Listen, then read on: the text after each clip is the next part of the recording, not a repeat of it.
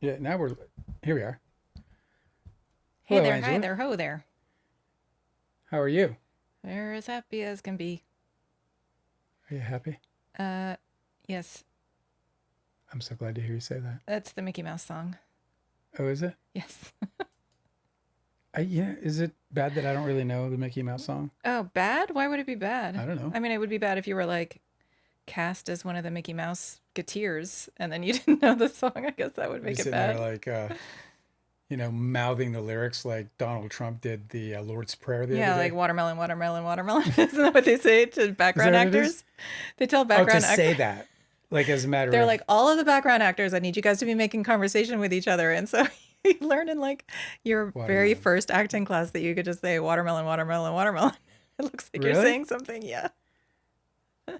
So you just like point around, you'd be like watermelon, watermelon, watermelon, watermelon, watermelon, Watermelon, watermelon, watermelon. right?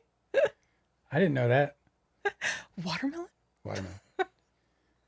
If somebody's gonna call their podcast Watermelon, you know it. Life of an extra or something. Yeah. Life of a Watermelon. salacious, It sexy would lifestyle have of to a be Hollywood extra. three in a row. 3 in a row. Yes, my How to Be an Extra series course titled Watermelon, Watermelon, Watermelon. Watermelon, watermelon, watermelon. Delicate is here. Happiness in your life is here. So great.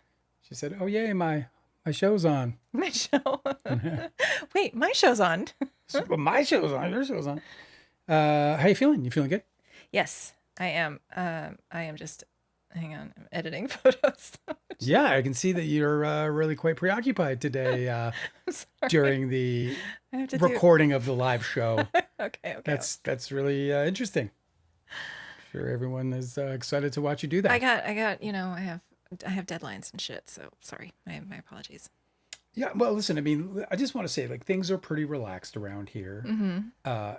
It's not the Dale Wheatley show, but I think we're gonna have to have a little chat after the show about what is appropriate when. No phones in the set. You might have to go with the no phones on the set.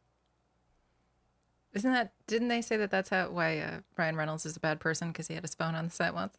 Yeah, that was one of the reasons why he ought to have been publicly executed. Yeah, Yes. yeah. But it was a story he told. Yes, it was a It story was a he funny told story. Yeah. about well, Interesting how that works. yeah, and that Ryan Reynolds kind of humor. Mm-hmm. I don't know who finds it. Oh, speaking of Ryan Reynolds, I got to tell you something. I've been thinking about this. In the last in the last episode, whatever, in the last live, Mm-hmm. we talked about Jared Leto. Yes. And the one thing that I brought up was that WME made a public statement saying that they have no intention of severing their relationships, their relationship with Jared Leto, despite the fact that the accusations against him are quite severe. It's a bold statement. And and there were 10 other accusations made, whenever that was, 2009, whatever that, I can't remember what the year was. Yeah, they're just like, well, throw them on the pile. I mean, we're not going to deal with any of this. Just throw it on the pile and we'll just continue to ignore the whole pile. So, well, okay. So what I'm thinking is, so then we have this Justin Baldoni situation where Justin Baldoni says that, Ryan Reynolds went in and said, ultimatum, it's him or us. You decide. We don't really care what you do I'm sorry. because we can go anywhere we want. Ryan Reynolds, What is the context for this? Be more specific, please. WME. But WME. Gotcha. That's what we're talking- It's the same agency that's saying we're going to stand behind our Jared Leto. The same agency that said they're going to stand behind Jared Leto, whose accusations are far more, Right. I don't know, what's the word, severe than Criminal. anything. They sound criminal, Mm-hmm. right? But they are certainly like, they're like, holy shit, right? And 10 women or 9 women or whatever it was, like in 2016, and now like another 10 are coming forward, or 4. Yeah, 10 they say in the documentary, and 4. Okay. So WME says, yeah, we're sticking behind our guy. They're not even going to look at the allegations, according to the source TMZ cited. But yet they fired Justin Baldoni for much less a problem. I mean, he said, like, he didn't even say nice ass. You know what I mean? I mean, I'm not saying anything he did was acceptable, because in my opinion, it was not. And I don't think it was incorrect to stop representing the guy. I know. I think, but they're going to keep Jared Leto, yeah. and they're going to get rid of Justin Baldoni, and that does make me think that there's a at least reasonable probability, if not a high probability, that WMA was given an ultimatum. Oh, okay. Well, I would see it. I think that you're not really.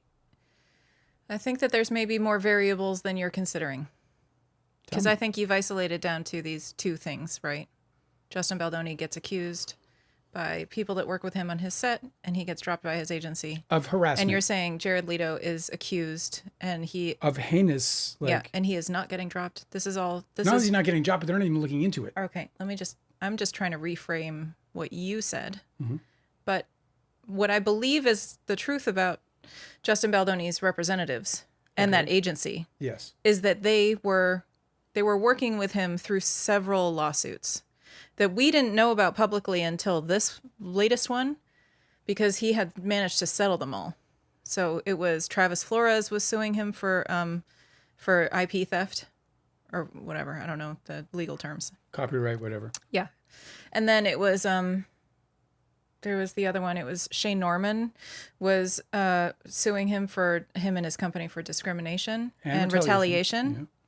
And so, you know, WME's people are like, okay, well, that's been a lot of lawsuits that you've been doing in the course of your business. That's a lot of people who are pissed at you, who are working with you in the course of your business work. And the agency obviously isn't interested in him and how he conducts his business because it's their business. So it just makes me think that they were like, okay, well, now you're trying to duke it out with one of our other clients who brings in a ton of business. I think the difference between Justin Baldoni getting the axe because he was pissing where he works and Jared Leto, who doesn't get the axe because he's not pissing where he works, they're definitely going to axe him if he gets criminal charges. I mean, for sure. They're not going to fucking hold on to Jared Leto and try and support him through actual criminal charges. Right? So directly or indirectly, what you're saying is, directly or indirectly, Justin Baldoni was let go because he fucked with Blake Lively and Ryan Reynolds, not because of what he did. No, I'm saying that there was many lawsuits that Justin Baldoni was involved in for various different problems with the way that he conducts himself in work. You just said though that the whole bit about pissing where you work, or is that how you put it? Yes, but he had been, and he managed to settle those. But this time, he got sued by somebody who probably wasn't going to settle so easily. And so his agency saw the writing on the wall and was like, listen, we're going to get dragged into a long, prolonged litigation where I'm not going to defend somebody who's consistently pissing people off at his workplace. Right? This is the way that I think you're sort of narrowing the scope of how you're seeing how the agency handled Justin Baldoni, because like there was a he had a long history that we didn't know about because first of all nobody knew who the fuck he was, but it was only when he was sued by Blake Lively that we learned that he had this whole history of being sued by people that he worked with in just the 5 years that his company had been around. So in my experience, litigation is not uncommon. Settling litigation is also not uncommon. Which is why they didn't drop him earlier. Let me go on here a second. I don't personally, from my experience in Hollywood, I don't buy any of that in terms of them being worried about the litigiousness of their client at all. The veracity, the outcome of those things, and the veracity of those things as they play out matter to a certain extent. And certainly to a large extent, depending on what they could be, right? If they're really, if they were, for example, held accountable for discrimination, that would be a difficult one to work with. So the outcome of them notwithstanding, the allegations themselves, the lawsuits, very common in Hollywood. And not only are they very common, but what's sadly also common are frivolous lawsuits filed from people. Like, for example, very recently, a dude filed a lawsuit because I don't know who it was, but she mistakenly posted his picture because he shared the same name as somebody who had been convicted for something relatively nasty, right? And then she corrected it once she realized that she had put the wrong person with the same name. And she swapped the picture out in her post or reposted and deleted or whatever. The guy whose picture was erroneously posted filed lawsuit, but it was a garbage lawsuit. I mean, it was an absolute trash lawsuit.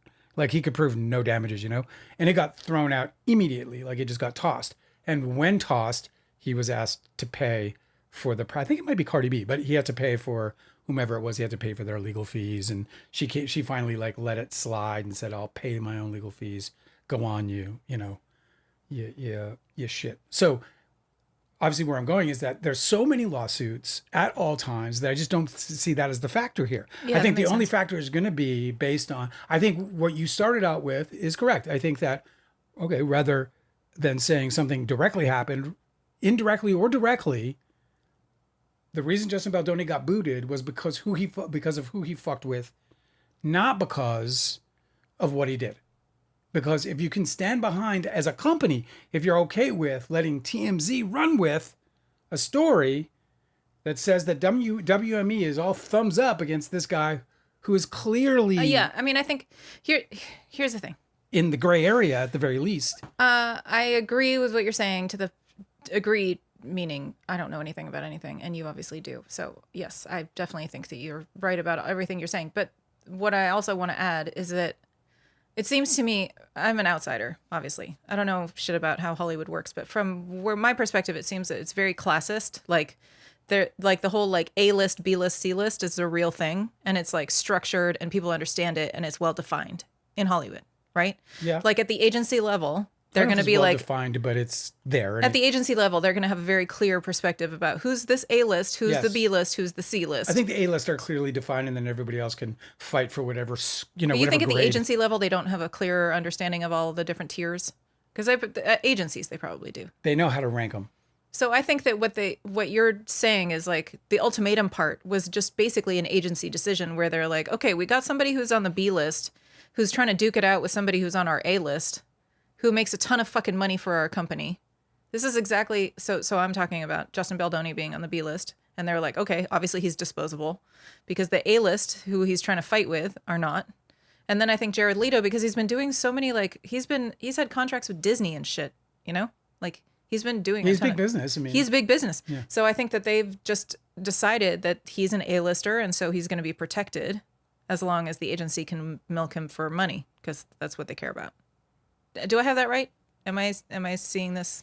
well, the agency's correctly? only doing anything ever for money. They never have another motive. They're not some Right. kind So of protecting- agency of personality and Like obviously reputation. Jared Leto's getting Me Too'd, but the agency is going to stick with him as long as he's still in that A-list. Right? Yeah, the only point I'm making here. Am I right about that? Yes, I Okay. think you're right. I Thanks. mean, I can't speak for them, but I'm going to say I think you're right. The only reason I'm pointing this out is because I think it's like for me. I'll just say this: like for me, when all that shit was going on between those two, Baldoni and Lively, as it related to WME dropping Justin Baldoni, my thought on it was, that they did it because this guy was just too much trouble, much like what you just said. Multiple litigations, the writing's on the wall with this cat. Now he's trying to trouble. like shots fired at a fucking A-lister who's making us a ton of money. Like, Right. no, we're So not on going to top have of that. that, Yeah. but now I hold real the possibility after WME did what they just did, I hold real the possibility that Ryan Reynolds walked in there, and this has happened to me, that Ryan Reynolds walked in there and said, it's him or us, but we can't live in the same house. And I'm not even sure that I blame Ryan Reynolds for doing it, because if Ryan Reynolds and Blake Lively believe this man is an egregious threat to them, then I think that it would be well within their sound mind to find another agency if they're going to be represented Another by the piece of same one. missing context is that Justin Baldoni, in his own deposition and throughout the production, basically owned the fact that he was willing to be a scab. This was during the labor union strikes. Yeah. That he was trying to film his film. And so he was like trying to cross the picket lines and trying to get Blake Lively to cross the picket lines. And he, in his own depositions, was like, if somebody called me a scab, I wouldn't care. Correct. I mean, that's I not remember all verbatim, that. but yeah. So that might be another reason why Ryan Reynolds is like, absolutely fuck this guy. He's been disrespecting my wife. He's been disrespecting all the other women on set because Blake Lively's telling him these stories too, right? Right. So what we didn't know initially about how Alex Sachs was being treated and about how Jenny Slate was being treated, she knew, and she was telling Ryan Reynolds. So it's for that and for the fucking picket line crossing. That might be another reason why Ryan Reynolds was like, this guy's bad news. Ryan Reynolds. Yes. I mean, I think, all you have to do is be shitty enough to his own wife to make that, make that case. Our Archival Raccoon is with us. Nice. Hello. We have to. There's a subreddit, and we have to change the name. No, we don't. We don't. No, I mean, Archival Raccoon already posted. I guess you don't subscribe. Archival Raccoon already posted the last episode. I'm busy. Okay, I thought it's fine. I want to be a part of everything, but I just don't have enough time. By the way, just obviously you guys see name change of the pod says Tanner. Yeah, we changed the name. It's not the Dale Wheatley show now. Is it? That's so great. I'm so delighted by that. What? That they changed the name. You guys took initiative. Oh, no. I'm saying, Tanner's saying of us that we changed the name. Oh, that we changed our name. Yes. Oh, I thought they said that they changed the name, and I got so delighted. False alarm. Wow. Huh? Yeah, I said, it's good to see you, Tanner. Good to see you, Tanner.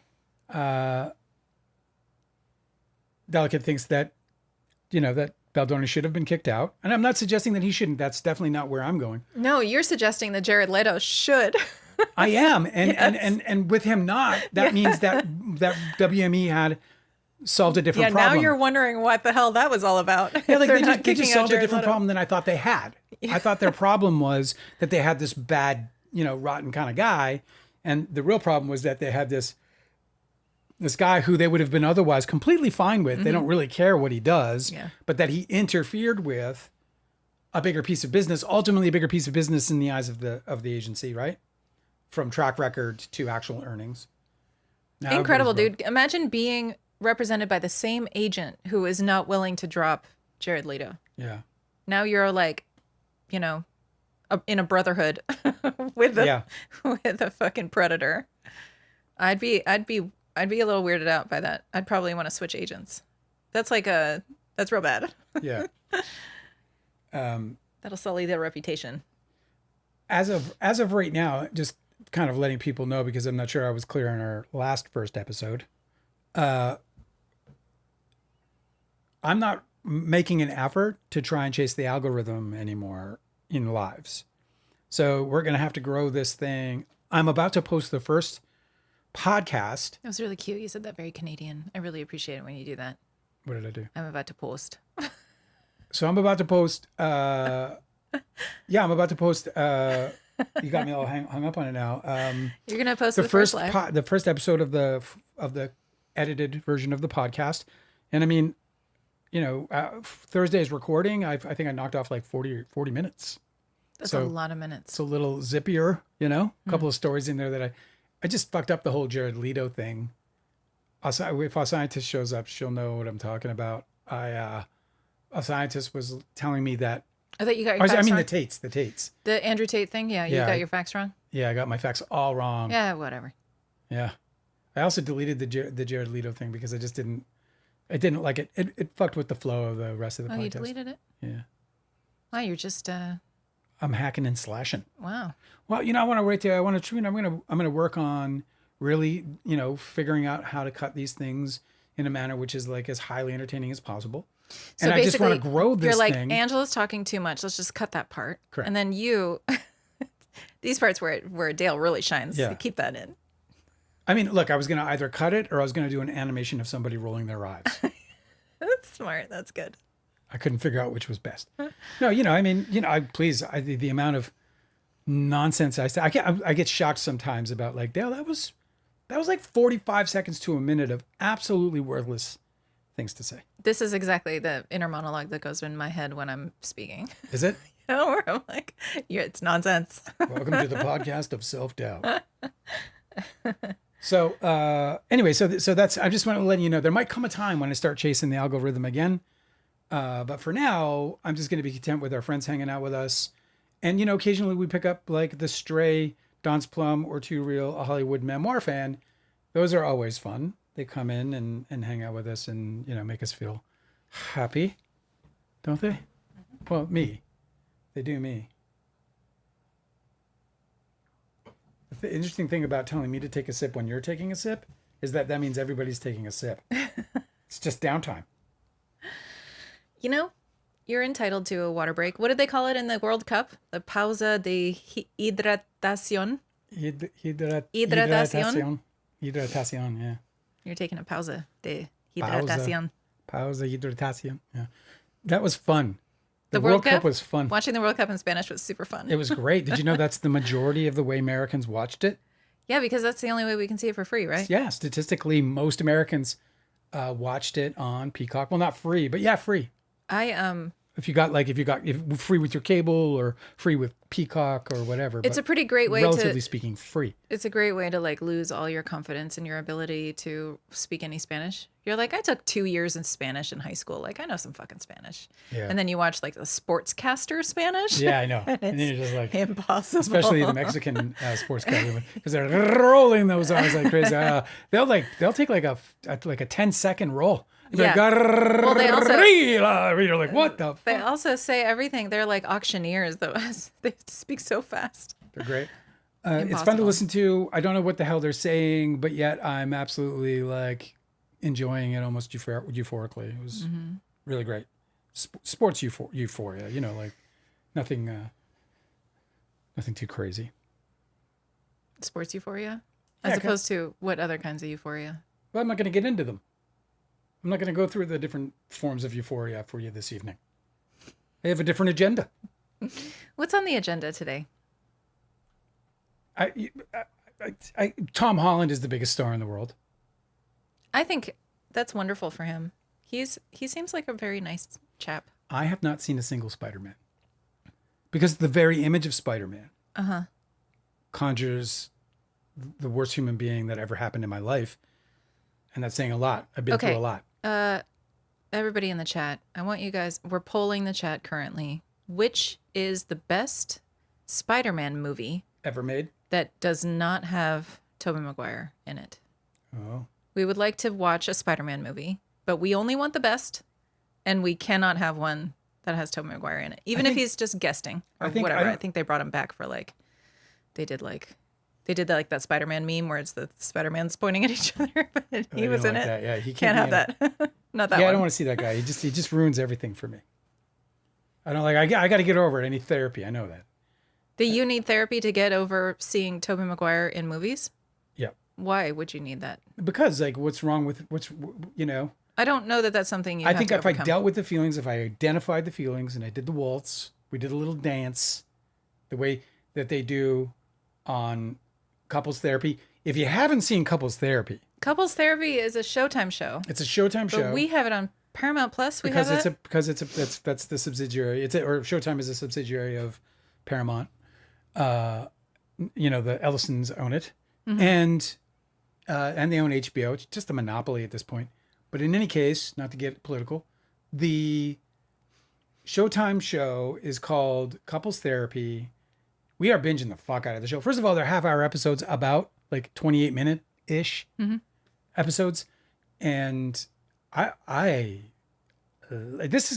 like climbing wildly the ranks of the best non-scripted TV I've ever seen. And part of the reason that I love it so much is because it in the same way that you can see in my work in Don's Plum, even in my book behind me, right, Too Real, a Hollywood memoir. Like, I really love realism, or I like real life. That's my favorite thing, because if you can really like take people to crazy places emotionally, and you're using just humanity in its fucking rawest form, I think you're doing something extraordinary. No trickery, no real trickery beyond like the writing, the acting, the craftsmanship. And this show is just real couples with, not even necessarily couples, but real relationships with, real issues, and a therapist who she's mesmerizing. One of the coolest things about her is that I like so much is that she has this like ability to, like, it makes it so, she makes it so that it doesn't even matter if, because she's a psychoanalyst, so it doesn't even matter if whatever she's trying to connect from your past to the present situation, even if it doesn't, like, even if that like line doesn't hold, for whatever reason, she has this like, and I think just probably her specialty in general has this ability to make you have to think about it so much so that you're considering anything at that point, that might come to mind. Like, it's almost as if like, hey, what you're saying doesn't connect, but as I think about it more, I remember when my Uncle Fred pinched me so hard he made me cry. I'll never forget it. It was fucking terrible. Took my whole breath away. Did that really happen? Yeah. Oh, I thought you were just making it up. I thought you were just. My Uncle Fred had the thickest thumbs. They were like toads. They were like toads at the end of it. And like the thumbnails were like, it's like something that Volkswagen made. I'm sorry. You had an uncle? Was this your mother's brother or your father's brother? Your mother's brother. My mother's brother-in-law. Your mother's brother-in-law. So he's not even like blood related. Well, he is because he was related to my grandfather Okay, yeah, but like in some way. and they would allow children around this man who enjoyed pinching children? Well, And hard? they had a house at a place called Kingsman Lake in Manitoba. And so pretty much like half the cousins, I have 48 cousins, not living anymore, but had 48 cousins. And When you were pinching age? When you were small? right around the pinching era. Uh-huh. And during the pinching era, a lot of the cousins would go to their house during the summer because they had Kingsman Lake there with a diving board. Yeah, that's dope. Yeah. Sandy beach. You take a little bit of pinching commissary. to get For sure. to visit the I lake couldn't house. wait to go there every summer. It was like, you're getting to go to Auntie Teeny's. And I'm like, yes. I wonder how many pinches I'll have to endure. And it was during one of those where all the parents were away. We were just being cared for by them. Except, and my Uncle Frank, my Uncle Freddie goes, my Uncle Fred named me, by the way, because I was supposed to be Ellen. And my parents didn't have a name for a boy because they thought they were getting a girl. And my Uncle Fred was visiting and he was like, just call him Dale. And they were like, yeah, Dale. And that was it. Pretty That is so country. unceremonious. Dale, that's so country. So then he calls me over. He's like, Dale, come over here. So I walk over. He's in He a already recliner. knew your name real well. Oh yeah, I was his nephew. And so I walk over to him. He's in a recliner. He's got his feet up. He's got a highball next to him, Of course he did. And he goes, come closer. I'm like, what? Was this the first pinch or like you already knew you were going to get Every it? pinch. And you there's would go There's over? probably like 3 or 4 absolute, like, take your breath away. You Wait, have what? to get out of the room so you can cry. Why would you continue to walk over towards Because this he's my elder and I have to do what I'm told. Like he wouldn't say it like where there's an option involved. He'd be like, he might as well have said, get your fucking ass over here right now or there's going to be hell to pay. But instead he just said, closer. And I'm like, oh, fuck. Knowing it's coming. And then he would take those Volkswagen fucking manufactured fucking fingers of his and he would just pinch me so hard This is horrible. that it would like evacuate my lungs instantly. I'd be like, ugh! It was so painful. And he just knew how to he knew how to pinch. It wasn't just What the fuck is wrong with this guy? very maniacal. Why would anybody enjoy doing I actually that? loved him. He's a great guy. He's the guy who He had can't be a great guy if he does this. I'm sorry, but I'm sorry to like. he got entertained I'm by sorry to ruin crying children. I'm sorry to ruin the fantasy of your wonderful uncle, but a guy who enjoys pinching children until they gasp is not a good person. Crying children made him happy. I can't explain it. What a fucking psycho! He was the guy who had the dog named Lonesome. Such a great name. Lonesome was the greatest dog, dude. He was like a hound. He had the hanging cheeks and it all. He just looked lonesome And as his fuck. name was Lonesome. Not only was his name Lonesome, but you can go, Lonesome. And he would look up and his ear would flap and his fucking cheeks would flap. And then you go, oh. And he'd be like, oh. And he'd make the most lonesome sound. Lonesome sound. And we all did it. It was like it was like 4-hour entertainment. Where was I? I get where it. was I would have gone to visit too if he had a dog named Lonesome and he lived in a lake house with a diving Not board. only did he have a dog named Lonesome, but he had a cat named Boots. It was Lonesome and Boots. That's not as entertaining. Boots is a great. Come on. Okay, well, this is where we part ways. Okay, because Boots is. It's a good name. Yeah, the cat also had. It's a little generic. like Yeah, of course Yeah. the cat sucks. It's a Lonesome bit, and Boots. it's a little bit It generic. sounds like a hobo. It's kind of a generic name. Listen, I used to Love work at story. animal hospitals. I know a generic name when I hear it a million times. Some people just recycle the old same names, and that's fine. So something I've been following a lot lately. It's like girls my age named Jessica. Cat's named Boots. Well, I was unfamiliar with that. What was the name that everybody had when you were growing up? Everybody has the same name. Every era, there's like one name that everybody has. I mean, I don't know. You had like a dozen friends named Matt. Angela's, Sherry's. Sherry. Yeah. You know, let me see. Brad, Brad's. bunch of Brads. I had Jessica's. I knew like All the biblical names I knew everywhere. like fucking 14 Jessicas. Anyway, this is a very interesting topic of conversation. I've been following this whole flock camera thing. That's just so. Here's the thing about this story. You know about the flock cameras, right? So flock cameras. I think that's the name of the manufacturer. Amazing that they would just be like right in your face and just like flock of sheep. I mean, I can't believe it. The United States right now is being completely like outfitted with an immense amount of surveillance, like everywhere.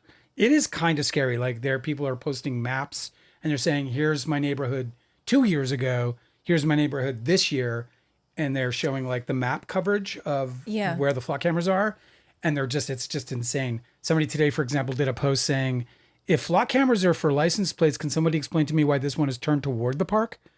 So like, there's like just there's a mass surveillance going on, a mass surveillance installation going on across the United States right now. And there's this rising sort of, whatever rebel type group, and they're out there and they're like knocking them down and they're covering them up and they're protesting them. Some like one guy I saw is an elderly dude. I don't even know how old, maybe he's my age, but he was out on a lawn chair.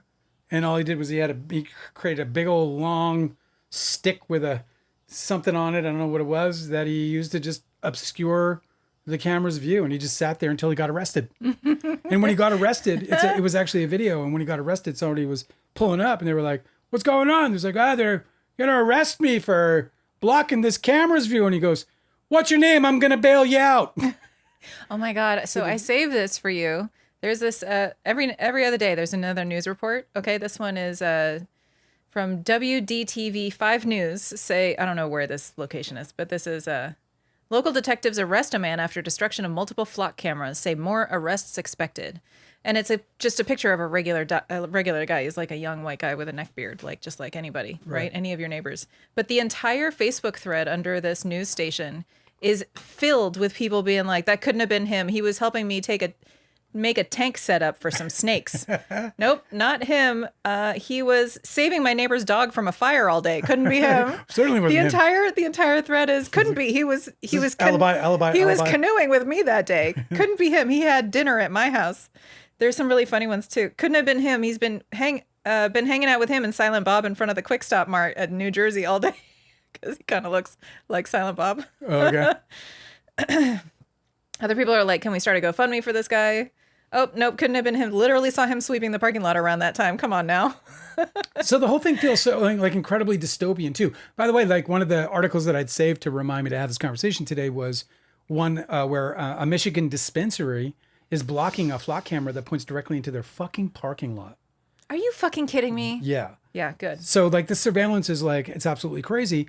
And then, but even more crazy, because like there's like, I subscribe to one of the subs. I don't know what it's called. Forgive me. Maybe I'll remember before this night is through.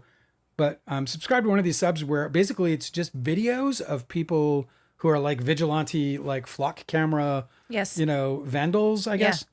And I just watch them all because I just find them amazing. They're hometown heroes, bro. And they're dressed up like, bandits, Yep. They got fucking bandanas over their faces and shit. And they go and they take these things down. It has so like pre-dystopia written all over it. You know what I mean? Oh yeah, I know. Like if there was ever like the first like sort of group of bandits would be the ones destroying the surveillance. You know what I mean? It's just, it's a weird time to be alive. Cause like, I'm like sitting here feeling that. Like I'm just, holy fuck, are we there is truly in a pre-dystopia? I have so much to say about this because I'm kind of a doomer, like I don't feel strange outing myself because I know that it's a growing number of people who are kind of like, fascism, surveillance, dystopia doomers. Yeah. Because, look around. Yeah, right. It's just not going in the right direction, Exactly. But anyway, there's a really, really great organization called DFlock, and they're kind of at the forefront of trying to raise awareness and also combat the prevalence of flock cameras in local communities. They're always sharing stories like this one from Mother Jones. Dozens of reports are emerging of police who are using automated license plate readers, like the flock camera readers, yeah. not to solve crimes, but instead to stalk their partners and exes. So there are people who are being stalked by police officers Who have access, who just like manage to tail their whereabouts and stalk them using this network, because apparently it's available to any police officer. So any fucking lunatic with a badge can just use it for the wrong reasons. There's also a lot of support. Let's see. DFlock also reported the company's CEO, who, has been blissfully uninvolved in all of this controversy, although he should be centrally named all the time. There's a great video of him being like, Pete is like trying to block. He's like, oh, you don't like cameras pointed at you, buddy? And he's like, hey, fuck off. He's like, oh, you don't like it. Oh, I see. That's the company's CEO, Garrett Langley, he tells Forbes that he shouldn't have called nonviolent activist terrorist organizations. He's walking back his statements, saying that people who are trying to take down his cameras are actually terrorists. Yeah, whatever. that's right. He says, as a movement against 8.3 billion flock safeties, license plate reader gathers momentum. That's the headline. It says that he is like, I'm sorry, guys. So everybody is against this guy. His name is Garrett Langley. Pat goes by Pat the Socialist on Twitter, says, people need to know who he is, what his hobbies are, who his friends are, everything. Make him a household name and let his evil ass live with the consequences of his privacy being ended. Let's get some cameras pointed inside his yard, some drones hovering outside his window. He needs to feel like he's in the middle of the panopticon himself. It's not lost on me that all of this is happening after Roe v. Wade was overturned, because that, I've said it before, but so many people bought into the lie that it was that ruling was about abortion when it was about privacy. For sure. We had the constitutional right to privacy while that law was in place, and now that it's been overturned, we no longer have a constitutional right to privacy, and that is why the surveillance has just been turned to 11 this entire time ever since. Sorry, I phrased that really badly. It's like my little thumbnail I phrased so badly. It's obviously in a rush. I'm not as stupid as I read. I wanted to share this with you too. Public pressure does work. Okay. Jason Bassler on Twitter said they want you to believe that your voice doesn't matter about these anti-flock devices. He says, yet in just the last few days, the LAPD has canceled its flock contract. Correct. That was the next phase of this conversation. I love it. Meta has canceled Muse Image AI after a privacy outrage. I didn't even know what that was, but I'm glad maybe they're just going to go underground, right? You can never trust a company like Meta to actually cancel something. They're just like, too many people knew that was a problem. The big aha was when people were like, you got to be kidding me, when they found out that Amazon has always been listening with Alexa, not just when you ask Amazon to listen with Alexa. Like, it wasn't obvious to everybody. Here's another win. One of the largest planned U.S. data centers was killed.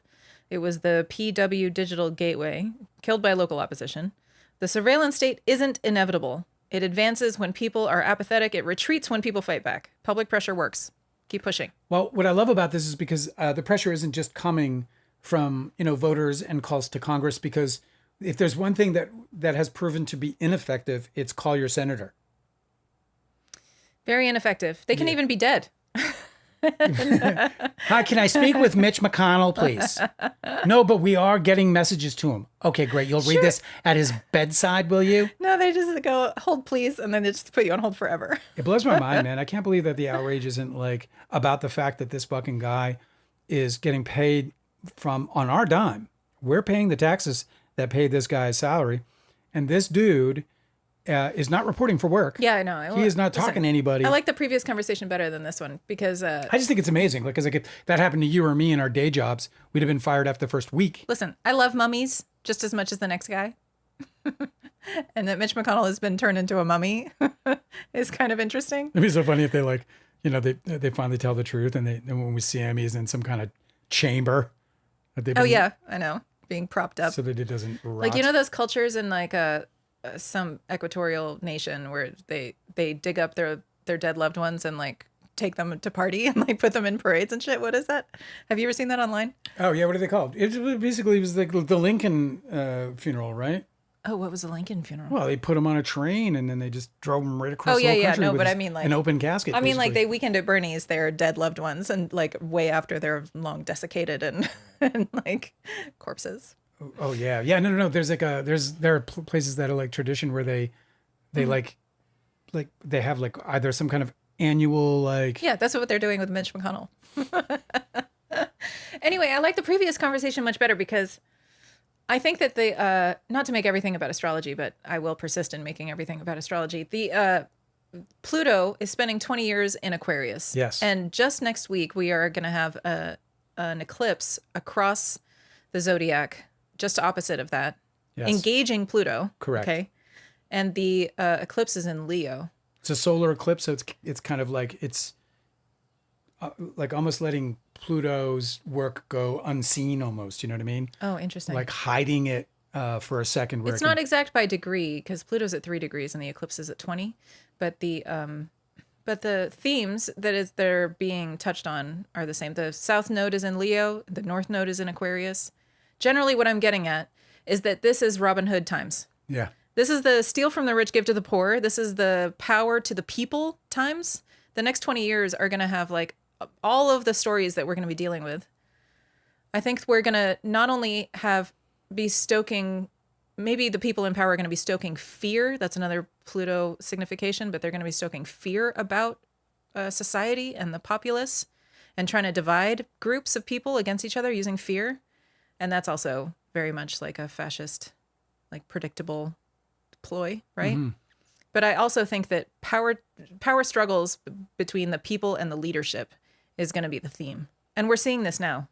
I actually just saved this story too. Yeah, I mean, I can't think of a better example, early example. And I say this early, like the whole alignment is kind of amazing because when you think about Pluto in the beginning of a very long transit through the sign, and at the very beginning, we're seeing rebellions like the flock, which is, the flock rebellion, which the flock camera rebellion, the flock surveillance rebellion is really like, it's harming no one. Like there's no harm coming to anyone. No. It is innocuous, from that perspective, but effective, obviously, in the message. And so it just fits so almost perfectly as like an early sign of what might be coming as we fight for our place with this AI, high surveillance, ID, chip in the hand kind of thing. I also really love the metaphors of like Leo being ruled by the sun, which shines a light on everything and exposes everything to the light and the truth, versus Aquarius, which is the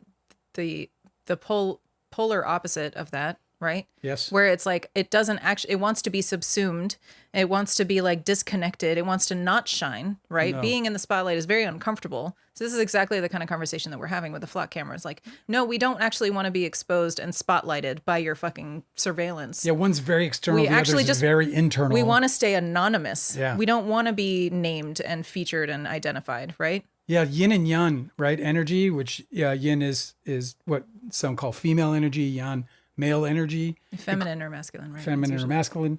It couldn't be more better represented in Leo and Aquarius in an astrology chart, in my opinion. Oh, but they're both masculine signs. I know, but the energy is still very yin yang, in my opinion.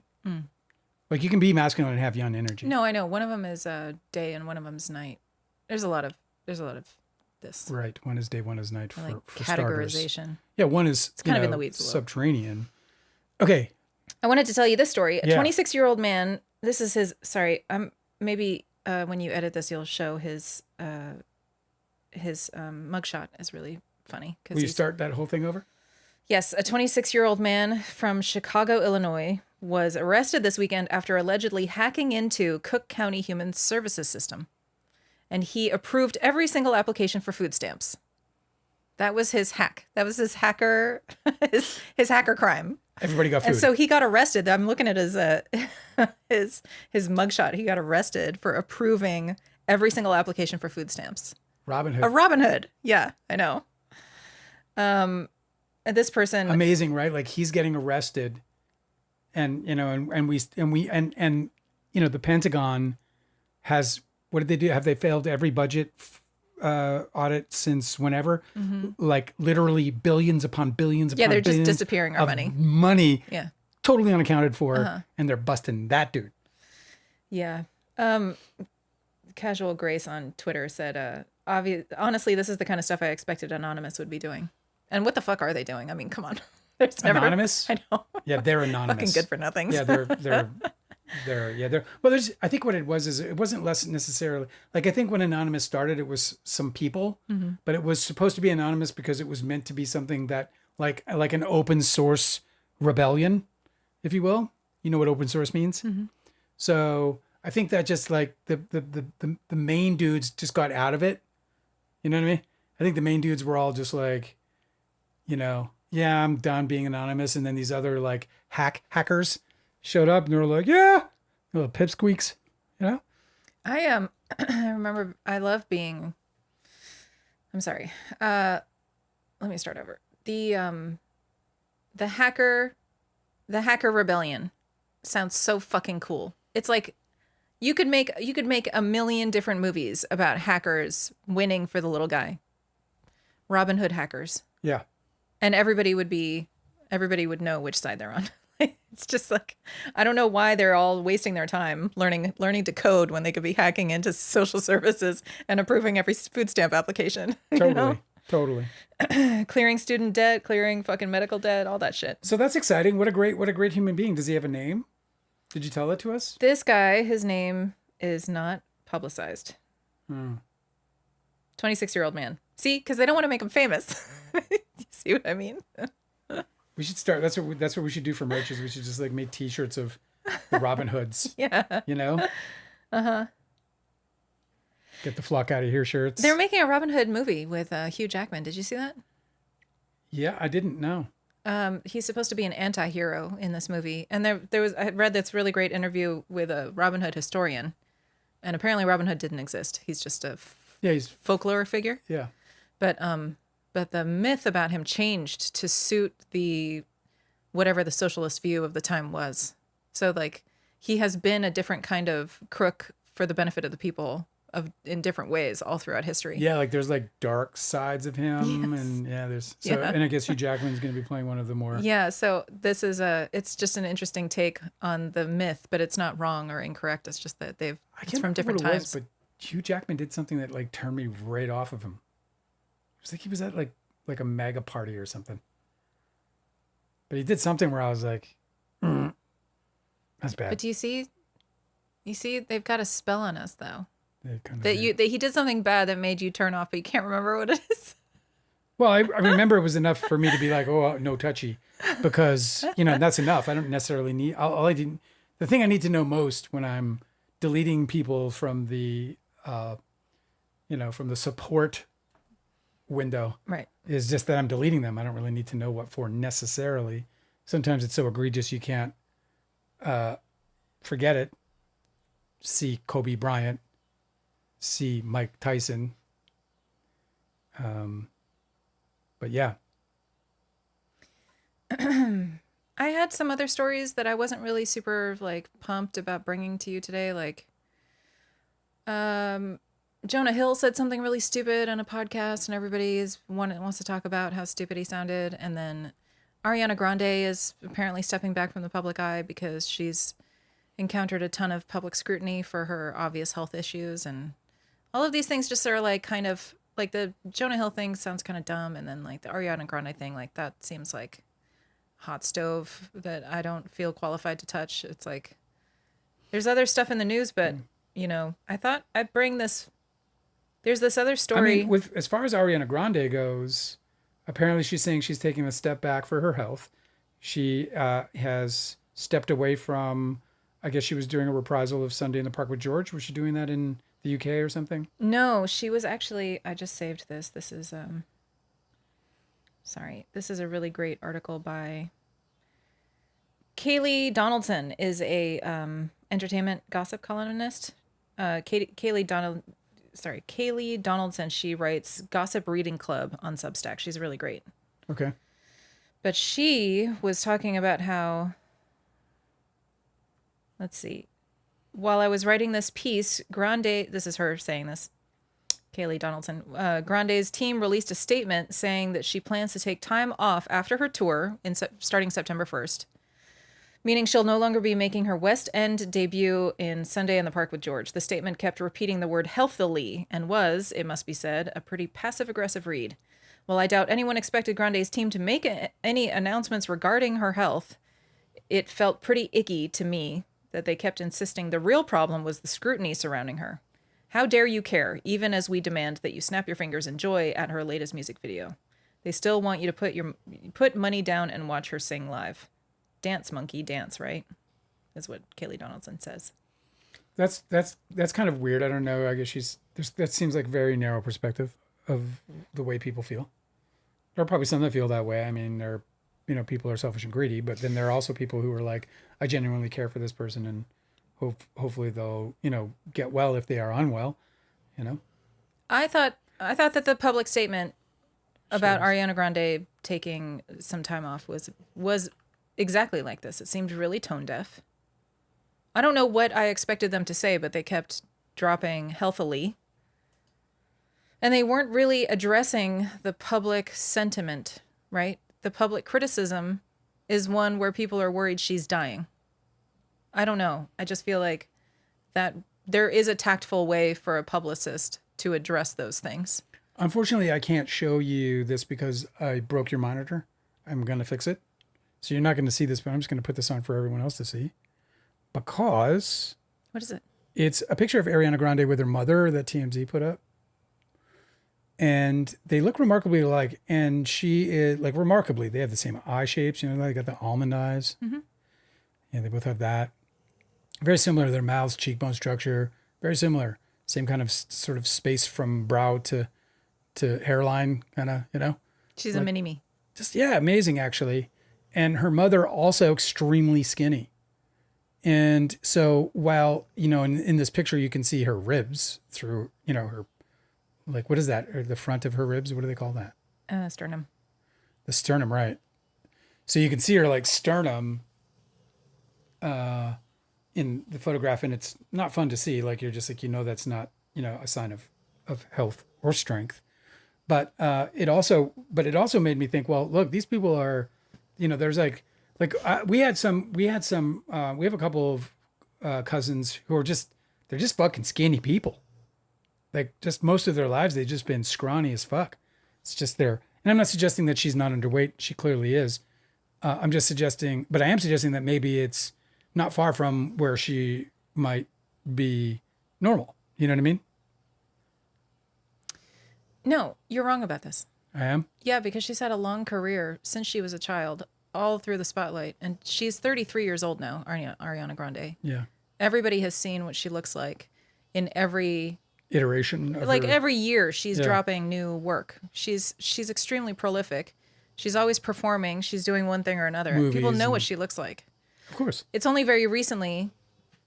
She's also been very public about being involved in certain different traumatic experiences. Like, a very close friend of her passed away, and then she had really public breakup where she was being framed as a homewrecker. It's like a lot of really awful things that were and she occurring. broke up with them, and that got with that dude, and that got all kinds of...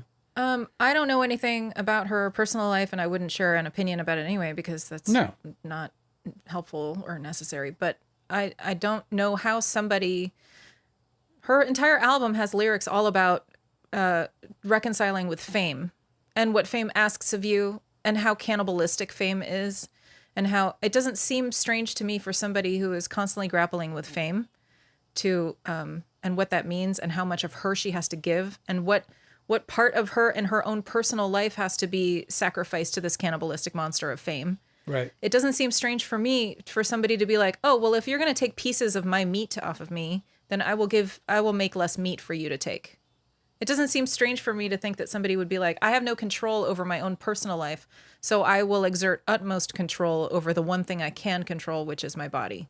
Well, eating disorders usually happen this way, where it's like, I don't have control over anything, but there is one thing that I can have ultimate control over.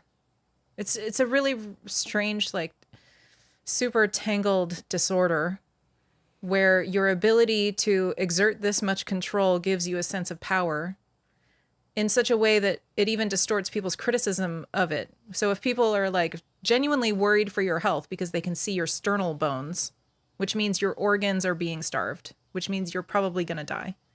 then you're like, that is a mark of achievement. In that level of sickness, the person's distorted mind turns that into, I'm winning because they are seeing how much control I actually have. I'm an extremely powerful person. Look at what I can do to my body. I don't think that it's obviously That's dark as fuck. I know, dude. It's like all of these disorders are so dark.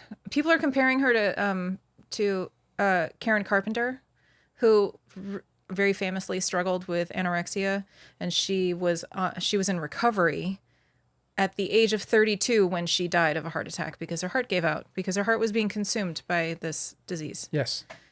And Ariana Grande is 33. I don't think that Is it a disease or is it a disorder? I think that that's like interchange. It's kind of like alcoholism is like literally a disease, but also a disorder, but also like Because it has such a profound effect on your actual physical health. I actually don't know the definitions. Disease factor. I think that there's certain things where you can interchange them because they manifest in your life in different ways. So like you could have a physical disease, right, that is also contributing to your mental disorder, or you could have a mental disease that is contributing to your physical disorder. You know what I mean? Yeah. So I don't know. Like I said, I'm not an expert. I don't know anything about this. Do you want to go to chat for a minute? I wish her well. I hope she gets better. Of course, look, when you're in the public eye, you're in the public eye, and that's sort of the price of your dreams, I suppose. And while she's certainly somebody who could argue that there wasn't her dream at all, in the same way that Jeanette McCurdy did in her book, right? Where she was like, basically forced into show business, right? Yeah. So, well, I know that the showrunner that victimized Jeanette McCurdy when she was younger is the same showrunner that was working with Ariana Grande. yeah. So one can assume that she's been dealing with like a lot of really horrible things associated with fame. It does seem like there's like this devil's bargain. When you're a child actor, you want fame and you want to be able to be the artist and be the incredible creative force that you're meant to be. But you also have to expose yourself to all of this like victimization and manipulation and all of this exploitation. And I think that it's just, there's a level of fame that she has been able to maintain throughout her entire life. I don't believe that it's possible for somebody to come out unscathed from that. So whatever she's dealing with, I just am sure that the help she's getting isn't the right help. Or maybe she's not getting enough help. Like there's something she needs to be matched better. Obviously she's so sick. It's like, I don't know. Sad. It's super sad. Delicate says the public thinks that Ariana Grande has an eating disorder and they think her team is not being truthful because they are being bankrolled by her success. That's so interesting. And I mean, we were just talking about Frankie Valli in the last episode. It's just, there's just these means where people are just being exploited for every fucking thing somebody can get out of them. Yeah, we see it with WME and the whole Jared Leto versus Justin Baldoni thing. I mean, they don't care about victims. They only care about the bottom line. Delicate was referencing. I'm sorry, I keep doing that. Delicate was referencing Michael Jackson. When he died, he was preparing for tour, and it took too much out of him.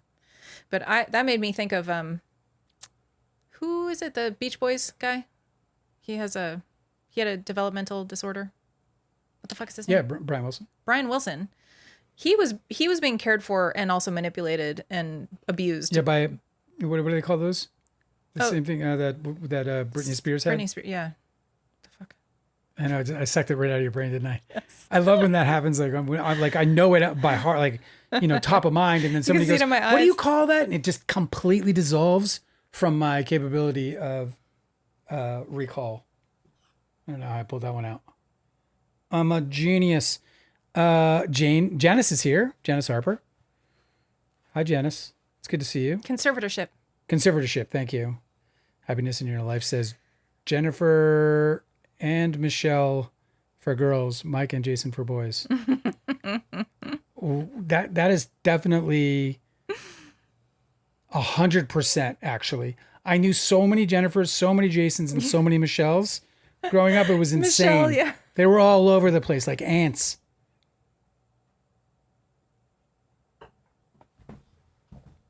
It's hilarious. Anyway, we should do like a little astrology reading of Ariana Grande, because I think the chart has stuff to say. I think it's just telling the whole story. Well, let's do it. You know what? Like we'll do it. Do you want to do it for Thursday? We'll just set it up right now. Let me get it in the books. 1 second. Let me get this in the books here. The books, what Put books? up the calendar here, and then... Will you be alone or will you have a guest? You'll be my guest. I'll be your guest. Okay, and... All right, you're all set. Thursday, 6 p.m. Thanks. You got it. You betcha. You betcha. Oh, you betcha. We aim to please. Delicate said, bipolar, schizophrenia. Archival Raccoon beat us to conservator. Oh, yeah, thanks. Conservatorship. She was quick. Had to look it up.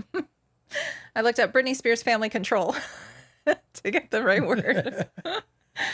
And it's just like, yeah, so Brian Wilson famously was being physically abused and mentally and like emotionally abused by the guy who was supposed to be taking care of him. So I mean, you fucked could say tortured or even like imprisoned. Like he was using, he was using mental abuse as a means to totally incapacitate him. Mm-hmm. It's an amazing. Do you remember what the documentary was that we saw that? It was Brian Wilson's last documentary that he participated in. I can't remember. Oh, thanks. That was exactly what I was. No, but it's called like Brian Wilson's whatever. I don't know. I don't know the answer. So the answer is no. The answer is no. It can be tough to reach to like get it, but yeah, the answer is no. I'm sorry. Are you looking it up or should I? I'm not looking it up. Oh my God. Okay. Yeah, you go look it up. What are you doing over there? I'm lining up a different story. Sorry. You don't have to apologize. Brian Wilson. For those of us who have heard us before and is just listening to us now, maybe a new friend on Apple, Angela's better than this. I'm off my game today, bro. She's off her game right now. Maybe not today, but right now. Just off her game. Was it called Love and Mercy? No, that's that's the movie. I'm looking for the documentary.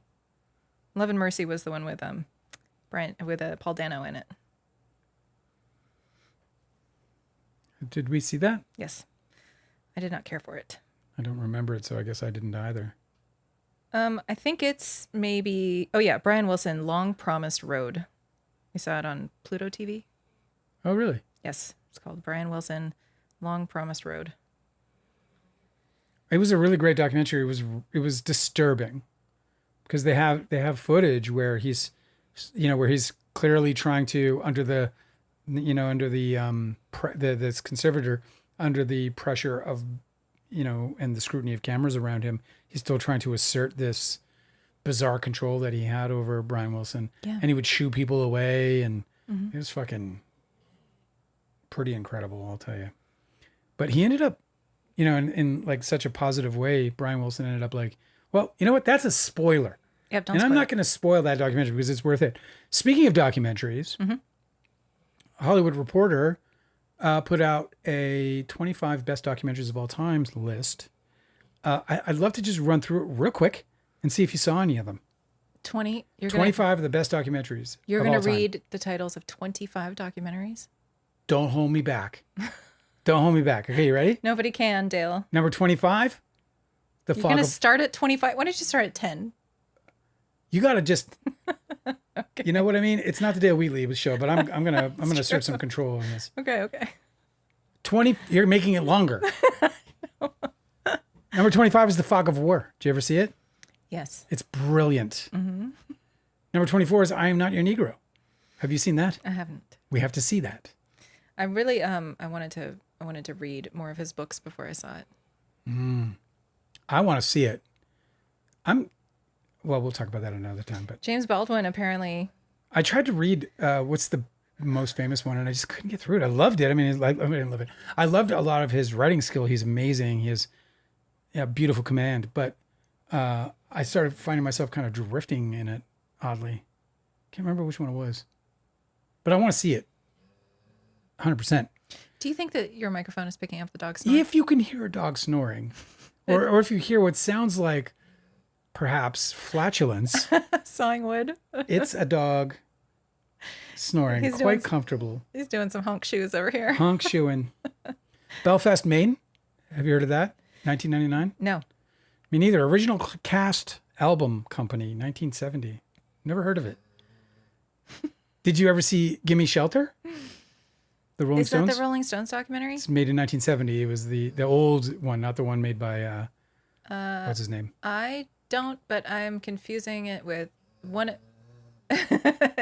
One of that documentary featured a backup singer, a really cool story about their backup singer Yeah.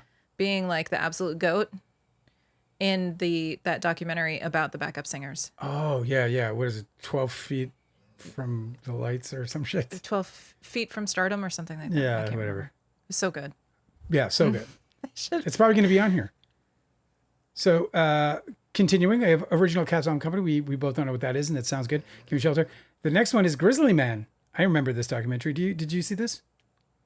No. 2005. Dude, I know all this about list it. is. I'm going to put. So this will be in the show notes. Okay, 20 feet from stardom. 20 feet from stardom. It is a bad title. It's actually a great title. I mean, for the backup singer documentary. It's a great title. I thought it was brilliant. 2013. It's hard to remember, so that's maybe not so great. Grizzly Man. Have you heard of it? I have heard about it. I've heard so much about it, and the horrible darkness of that documentary. I think we should leave it to Werner Herzog, right? But he yeah. But I haven't actually seen it. We should 100% watch it. I've seen it. It's fucking yes.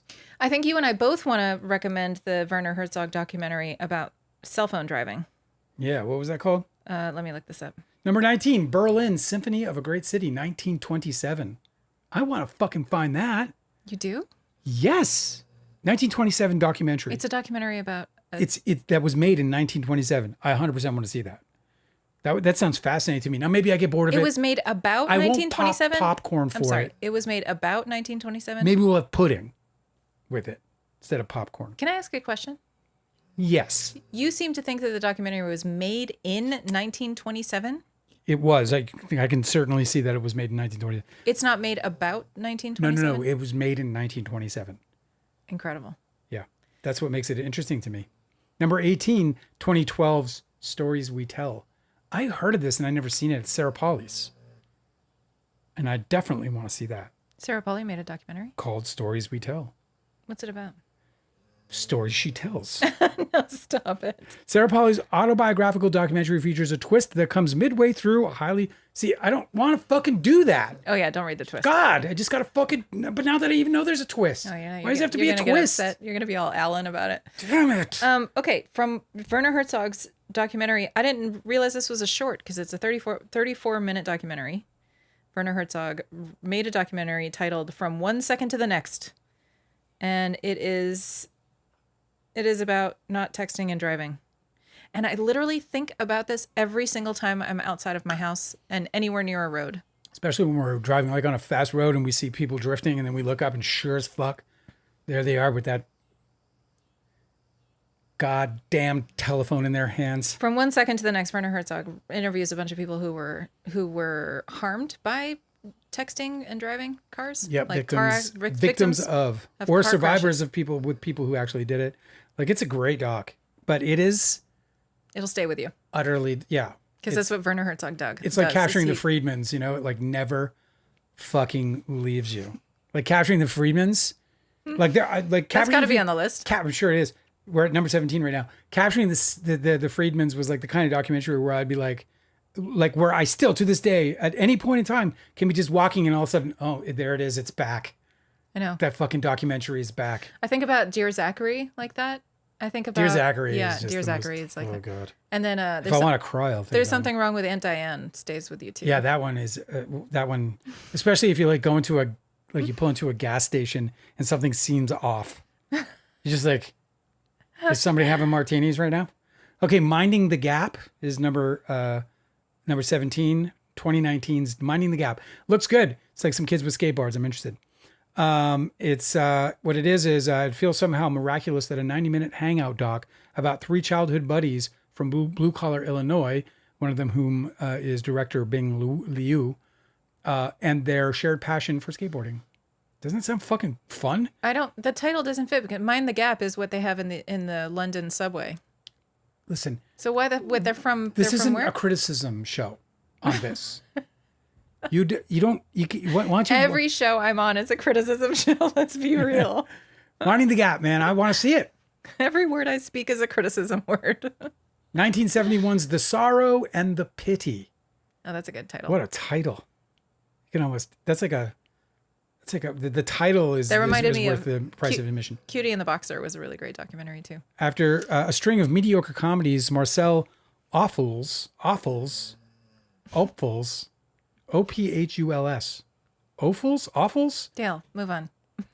son of great filmmaker Max Ophul, the earring of Madame de whatever, a major influence on Kubrick, rocked France to its core with its scathing 4-hour expose about Gaelic life under Nazi occupation.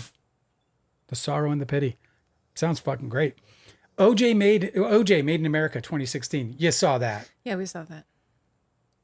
It was a good doc. It was actually riveting as fuck. I don't think that I've seen anything yet, including anything I've done. I love that brings the 90s to life the way that documentary I also did. love that documentary for the way that it answers the question, what the fuck happened to this guy? Yeah. OJ Simpson went from this like huge star to this horribly depraved criminal. And what happened? But that documentary answers the question of like it happened before he became famous. Yeah. You know how like the movie Obsession obviously comes to mind immediately because OJ Simpson was obsessed with Nicole Brown Simpson. On goes the story. I went to the grocery store today, and sometimes I tune into NPR, and when I was, it was a symphony hour, and I like listening to classical music occasionally. And she was telling the story of the piece that she was about to play, and it was about this guy a very long time ago who saw a woman in a play. This I can't remember who the composer is, but he saw a woman in a play and he was infatuated with her. And so he kept going to the play to watch her. He never got to meet her or anything like that. Then he bought an apartment across from the theater so that he could watch her come in and out every day. This is this composer. He became absolutely infatuated and obsessed with this woman. And that infatuation, it's eventually a horror story. This is not a romantic story. It's a stalking story. It's a horror It's a stalking story about this guy writing this music to this like absolute like, so and it's crazy. Like he ends up going into this drug induced thing where he's like doing all these drugs to try and like attract her to him. And this is all this crazy shit. So then he writes the symphony about it and it becomes this huge thing in his day. And the woman, this actress, finds out about it, finds out that he wrote this. Or no, actually, according to the story that they told on NPR, she recognized that she was the muse of this piece in terms of the stories being told about it and the legend being built, the lore being built around it. So then she eventually meets him. They marry. What? And it was horrible. Oh. It was a short-lived nightmare of a marriage. I could have predicted that. Everybody's obsessed with obsession, and it's just like I'm on NPR today, and they're like they bring up this like I love the way NPR is like want to see me get all hipster with obsession. Here's the OG, Yeah, I know. Pretty neat. Man with a Movie Camera, 1929.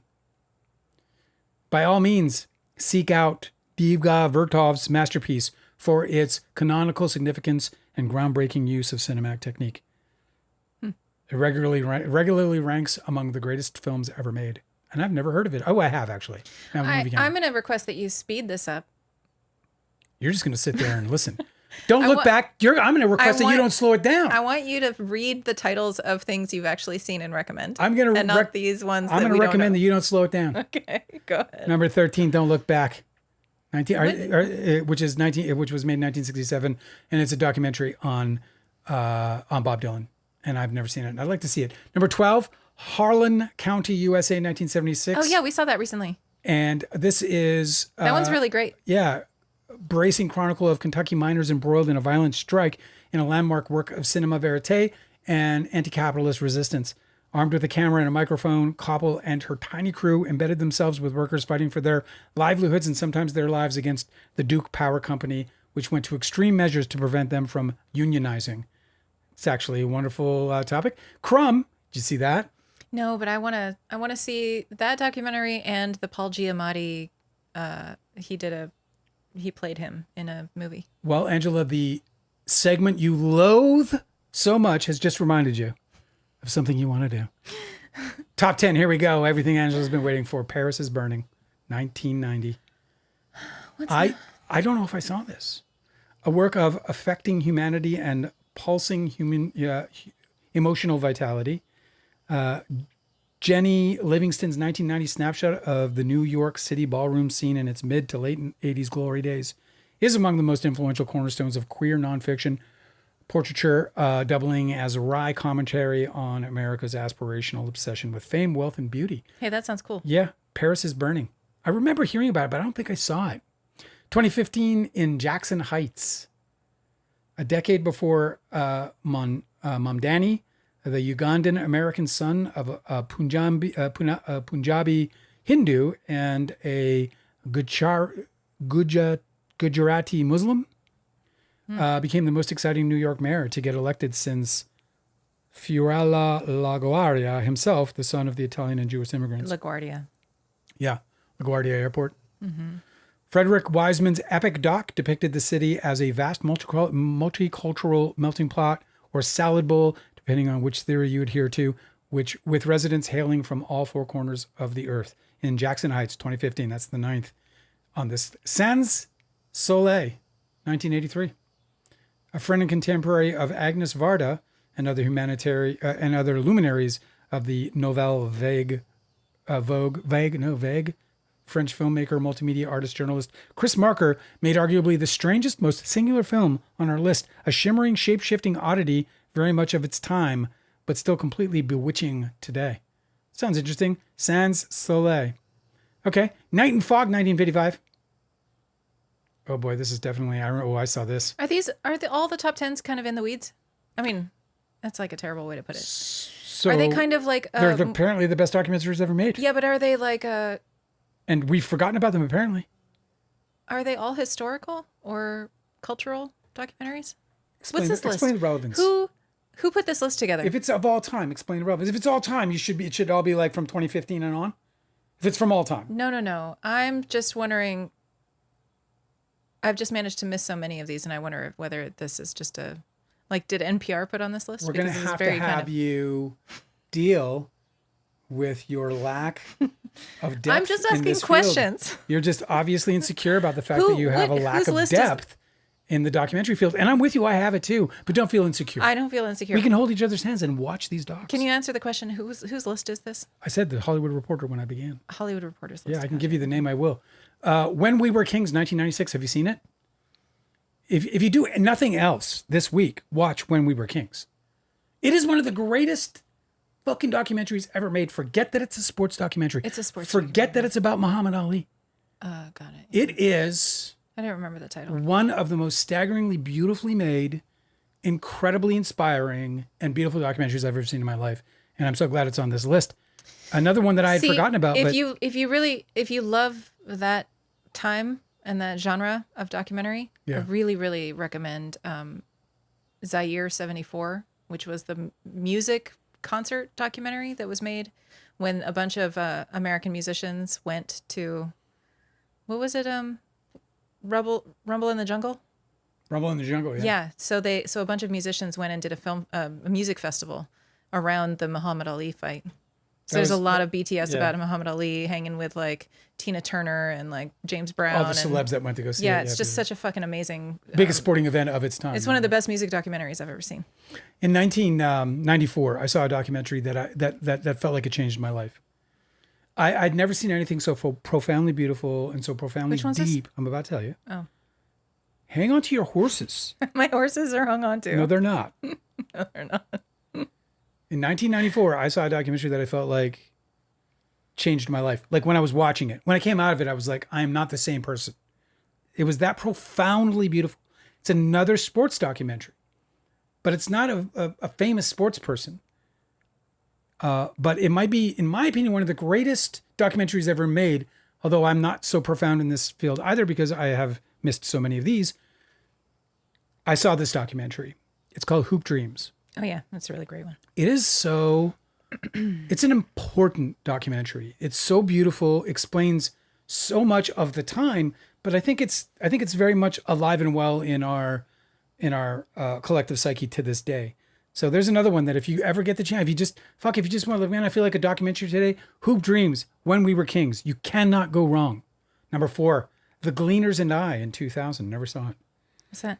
Manic pixie dream auteur Agnes Varda's eclectic career contains many films wherein she appears on camera, bops about France, discourses on subjects wide and weird, and chats away with regular French folk she encounters. But in this glorious doc, she collates all those elements together in one enchanting sui generis package as she explores gleaning, the practice of collecting still edible produce, especially grain or other foodstuffs, usually left to rot by farmers or vendors.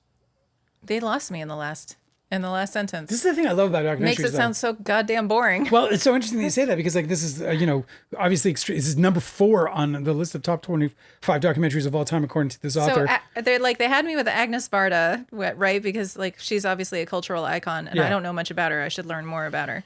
But then they're like, okay, she's hanging out with all of these really great luminaries and sharing, whatever artistry. Like, okay, I'm down to hang with that. But then she's like, what, sorting grains at a market? Well, like, why? I'm so interested in this because this is what I love about documentaries is because, like, look, I mean, what's the one we just saw about the beekeeper? The beekeeper? Yeah, I think Croatia or thereabouts, or no, she was Mesopotamia, Turkey.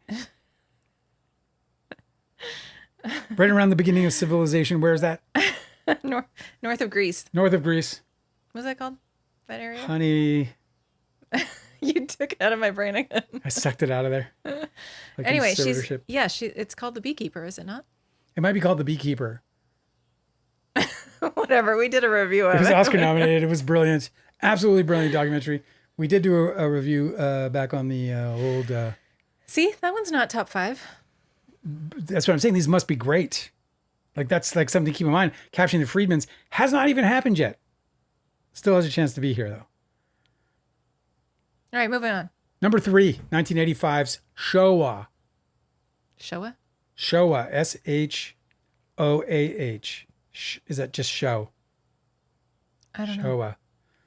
After scouring the planet for 12 years and amassing hundreds of hours of footage, French journalist turned filmmaker Claude Lanzmann finally released Showa, a harrowing and unforgettable 9.5-hour Holocaust documentary that quickly became a historical and cinematic milestone. At the time, few documentaries depicted the horrific fate of more than 6 million Jews during World War II, while a certain omerta still existed in France and other European countries that had been complicit in the genocide.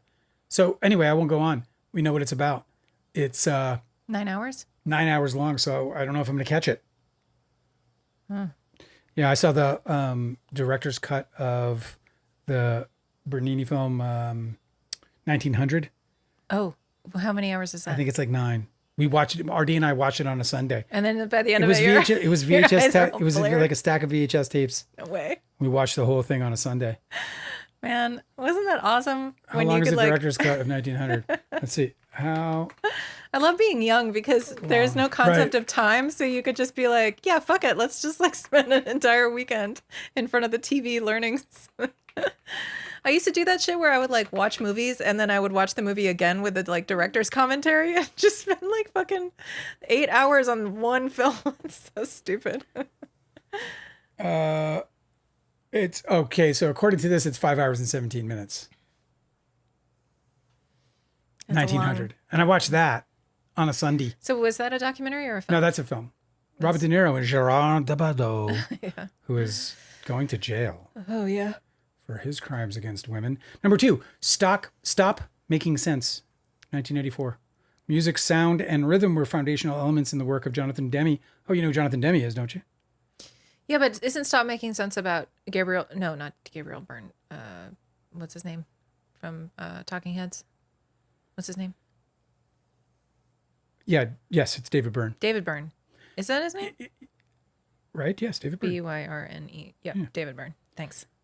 So this is done by Jonathan Demme. If you don't know who Jonathan Demme is, he directed the seminal Silence of the Lambs. So obviously a great filmmaker. He says, think of Buffalo Bill preening to Q Lazarus, Goodbye Horses and the Silence of the Lambs, or Jamaican reggae queen Sister Carol toasting through the dance hall syncopation of Wild Thing at the end of Something Wild, or Rosemary Clooney's brassy I don't know what this person's saying. They're far too smart. They're just a big fan of And Jonathan Demme. and That's the what they're number doing. one. Can you guess what it is? Give it a guess. You've seen it. I have You've seen it. It's the number one of all time documentary. of all time, according to the Hollywood Reporter. I can't imagine it. It Based was- on the rest of this list, Okay, so I can't not imagine very what it is. documentaries have this distinction, so I'll throw this out as a clue. It was later produced as a feature film starring household name actresses as in the leads. oh, Song Sung Blue. Grey Gardens. Grey Gardens is a Yeah. really great documentary. Yeah, I wouldn't say it's the best of all time, though. it's fantastic. It's fantastic. It's wonderful. It is like a cultural, like, gem, you know? It's like deserves its place at the center of the mantle of all the rest of the documentaries that you would put on display for your family to see. But I don't know that it would be like the greatest of all time. Because You have to- ultimately, I don't know what the fuck their problem is. It was just basically a day in the life of these lunatics. By the way, just shout out to anyone who might be listening to this documentary or this podcast and really enjoyed killing time with me as I went through 25 of the greatest documentaries ever I want to made. say more about this Grey Gardens. What's really great is that you could double feature it with the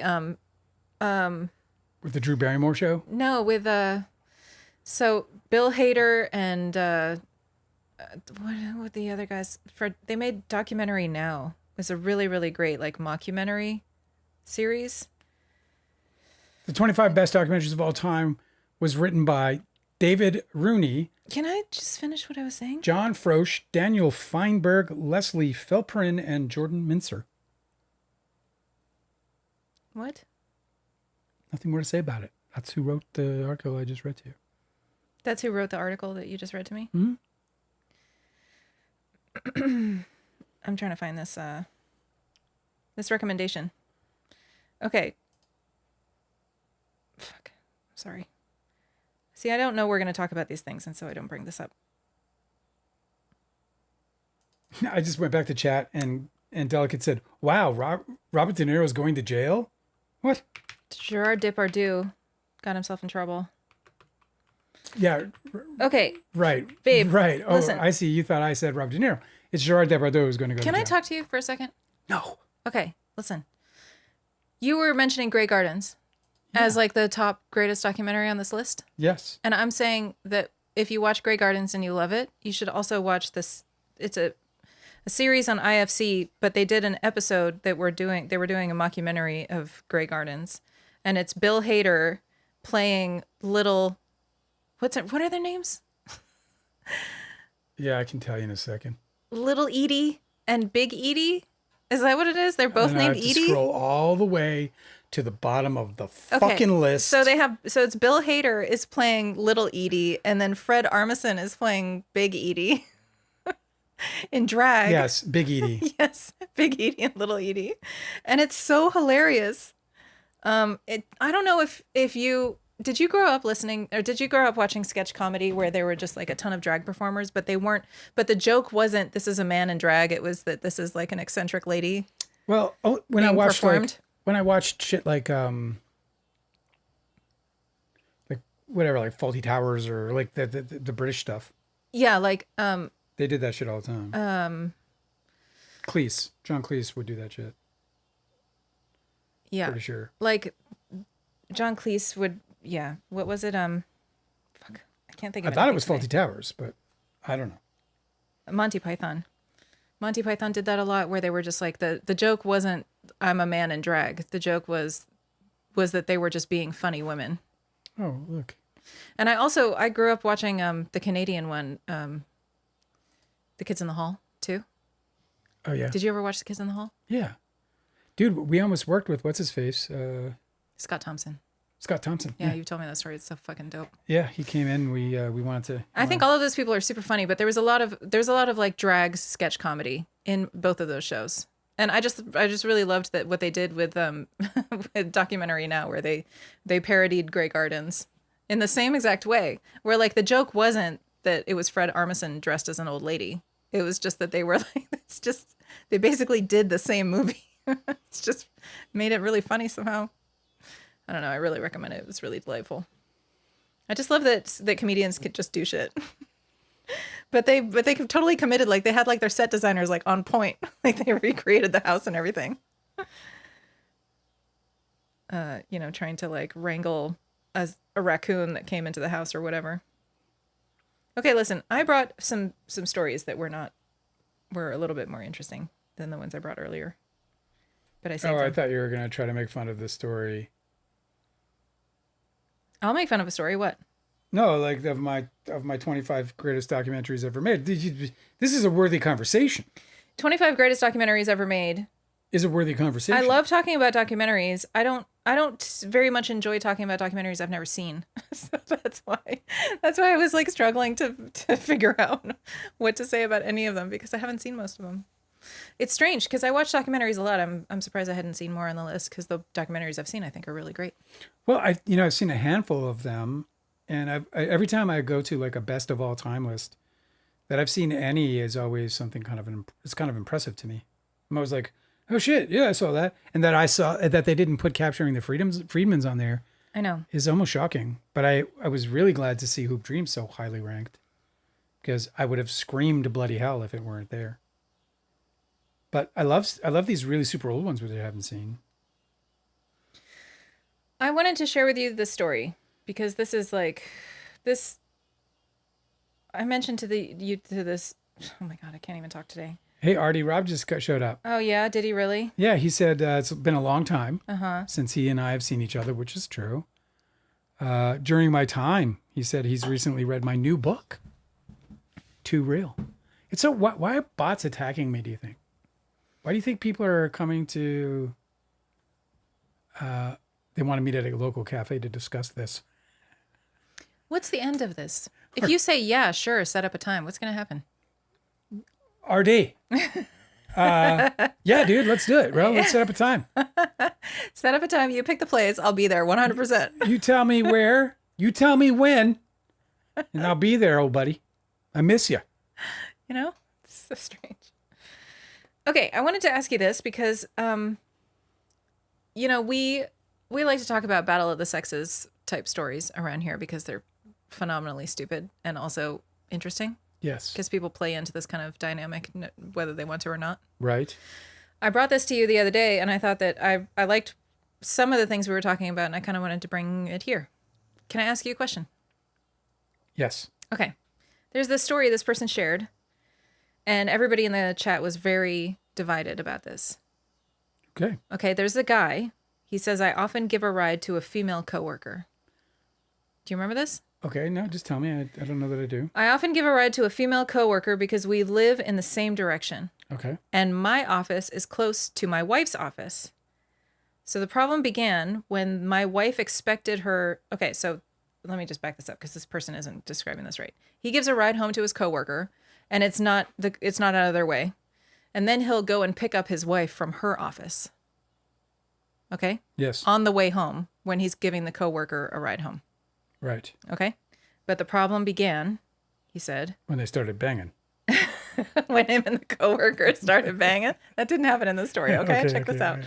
The problem began when my wife expected my coworker to move to the back seat whenever she got in the car. Okay. The first time, my coworker quietly complied, but then the next day, when the wife was like, hey, scoot to the back, I'm getting in the front. The coworker that So the wife said when she got so the person's in the front seat. So the coworker wife says, jumps in the front seat. Jump in the back. I'm gonna sit next to my guy. Yes. Okay. The wife arrives as the second person getting into the car. Yes. And says, I'm gonna get in the front. You go into the back seat. Right. Okay. Okay. And so he said, the next day, my coworker refused to get in the back seat, saying she entered the car first, and so she shouldn't expect her to be switching all the time. Okay. Okay. And that it wasn't in her place to make her move. Only I, the driver, could decide. I didn't intervene because my colleague was right, the coworker. My wife left angrily and took the bus home instead, and now she's been distant. I feel like I didn't do anything wrong, but I'm starting to wonder if I should have handled it differently. I immediately had very strong opinions about this. Well, let's hear them. What are your strong opinions about this? I want to know your opinions about it. Okay. The question is, who is in the wrong? How should it have been handled? There's a controversy now. How could it have been avoided? Well, I think both women, The coworker and the wife. yeah, are obviously extremely, like they're displaying a great deal of martial energy, because I think both are kind of being inappropriate in the situation. I think where the problem begins is with the wife. I think that the the person getting the ride should just shut up and got in the back seat and be polite in that way because she's the one who's being transported, and then maybe take a clue and get in the back seat the next day and just be like, I'll be back here. Thank you so much, Mark, John, Mark John. Abbott. Mark John Abbott. But that the wife asked her to get in the back seat. Like I would have preferred for the wife to be like, if you're going to drive this chick home, you tell her to get in the back seat. I would put that on my husband. You would? Yeah, I would put it on my husband, but I wouldn't put it on the woman. I would put it on my husband because I would expect my husband to control the space. And, to the extent that, this woman saying that he's the only person who can say that, I think is absolute garbage. Yeah. It's a stupid thing. And it's also like really cheap. No, she's doing like a power move. Yeah. It's just super cheap because she's creating conflict between her and her husband. And she's doing so. That's exactly how you earn yourself not being given a ride home. Well, and also anymore. like resentment for having done it in the first place. Like Exactly. I was fucking helping you out and you threw my shit under the bus right there. Totally. So that's why they're both wrong. You know what I mean? Like, Yeah. like neither of them should be engaged in any of this. If the wife had a problem with it, she should have taken it up with the husband who allowed her to be in the front seat. There's nothing wrong with the husband allowing her to be in the front seat. There's nothing wrong with the husband's opinion that because she's in the front seat, Who's she? this being the woman being The coworker? given the ride, The coworker? of course. Because both women are being given a ride. I know, but one. Okay, The so are we wife clear, or the- clear on who then? Yes, Okay. the husband, the wife, You're the getting way too coworker. Virgo. I just want you to be clear when Pull you it say back. she, there's two she's. Yeah. The woman in the front of in the front seat of the car. The coworker. The coworker in the front seat of the car. Mm-hmm. Right? I understand why the husband didn't tell her to get into the back seat because that's an uncomfortable conversation that seems weird. Can seem weird to have. I also understand why the husband thinks that the coworker in the front seat of the car shouldn't have been asked to get into the back seat of the car by the wife. And I would agree with him on that point. I don't think that that's a well played card. It's got such a like I'm pissing on my territory kind of thing. Mm-hmm. You know what I mean? What are you showing me? I'm showing you how you're scooting off the edge of the frame. Oh, yeah. Hey, welcome back. This is an audio podcast now. Let me just tell you about how I think it's so fucking bonkers that there's this controversy about the front seat. When if it was me involved in either of these roles, if I was the coworker being given a ride or if I was the wife who was being picked up where the coworker was already in the car, I would be fighting for the back seat. You know what I mean? What kind of planet are these people from where if you're the coworker being given a ride that you aren't being a good guest in the man's car and you want to make sure that you're taking the least amount of space possible so that you aren't causing any sort of controversy or discomfort from anyone, I would be in the trunk. I think I've been in this situation. And then if I was the wife, I would also be like, oh, I want to be the best. I don't want to embarrass my husband with his I want to coworker. be hospitable. Yeah. And so, of course, I'm going to take the back seat. I don't want to because create friction. Here's this is his coworker too. Like you Right. don't know whether there's going to be some fucking drama at work as a result of this. Like this HR report in this, both whatever. roles, I would be He like, offered me a ride home and then he touched me inappropriately. yeah, or like he offered me a ride home and then I pissed off his wife and now I have got fucking beef with this coworker. And I got Annie Wilkes and on now my shit. now he's not going to give me a ride home anymore because his wife got pissed at me. There would be no scenario whatsoever where I would be in either of these women's roles and be causing any fucking beef whatsoever. I'd be like completely avoidant about this whole thing. There are situations where you can bend over, like in any case where the easiest thing to do is not argue or fight, and that's like the best decision for everybody. I can't imagine being in either of these women's places and wanting to create any more drama than there absolutely needs to be. I don't know why everyone's picking on this dude. Like everyone's picking on this dude. Wife's picking on the dude. fucking co-workers picking on the dude. All the dude is trying to do is the right thing. He's trying to give somebody a ride at home who needs it. He's trying to stay away from controversy as it arises. I know. None of this, nothing but good intentions by this guy. He's getting cornered by two women who want to use him as a pawn in whatever catty shit they want to exchange. Well, of course, nobody in the chat is seeing it this way. Everybody thinks it's good. Everybody thinks that people are talking in the chat? Yeah, no, not ours, but I found this online. Okay, everybody's got very strong opinions about about who's in the right. I just love these battle of the sexes stories because they're unanimously completely dumb. Like none of this shit has to be happening. Right. You know? Right. This person said he believes that the dude is sleeping with a coworker. Because he didn't want to kick the coworker into the back seat. Do you see what I mean? Like people are like assigning meaning where there isn't any because they have to make the situation more dramatic than it is. I would be that guy though. I would not want to do that either. I don't want to I don't want to put myself in this uncomfortable and compromised position. Not at all. But this person says that he's sleeping with the coworker because there's no way that your wife has to tell you to give her the front seat. This person says, why humiliate your wife and make trouble in your own home for a coworker that you're doing a favor for? Your wife should be suspicious, especially when another woman starts a turf war in her space and you remain quiet. Suspicious. Do you see what I mean? Like these people are nuts. Yeah, that's everybody crazy. in this entire scenario is nuts. Nuts. You know, like absolutely nobody's looking out for this guy. A turf war. This fucking guy was just offering some help, and I think the reason why people are turning on this guy in some sort of way is because of the idea that he agreed that his wife was in the wrong, or that he didn't do anything because he felt like his wife was in the wrong for asking her to get in the back seat, which I don't disagree with him on. Like, I think that she should have just had that conversation with them after the ride. Who's she? Or with him. The wife. The wife should have told him after the ride, hey, when you pick up your coworker first, have her get in the back because when you pick me up, I want to get in the front. Yeah. That's what you're saying? Yes. You know, yeah. I don't care. Like, they can work out her insecurity around it. Especially because the coworker, evidently in the story, the coworker said that that the driver should decide. So the wife would be like, okay, cool. I'm telling you what to decide. So you can tell the coworker you've decided to put her in the back seat. I just don't understand. It sounds any like couples of this, therapy. dude, these guys I don't need to get on understand the show. Any of this controversy. This is like the dumbest thing to be upset about or argue about. And that's why I wanted to bring it to you. Because, everybody's wrong. Everybody's wrong because there doesn't need to be a controversy in the first place. Sometimes I don't think he's wrong at all. Sometimes I feel like the best conflict resolution is just to simply ask, does this need to be a conflict in the first place? Or can everybody just truce?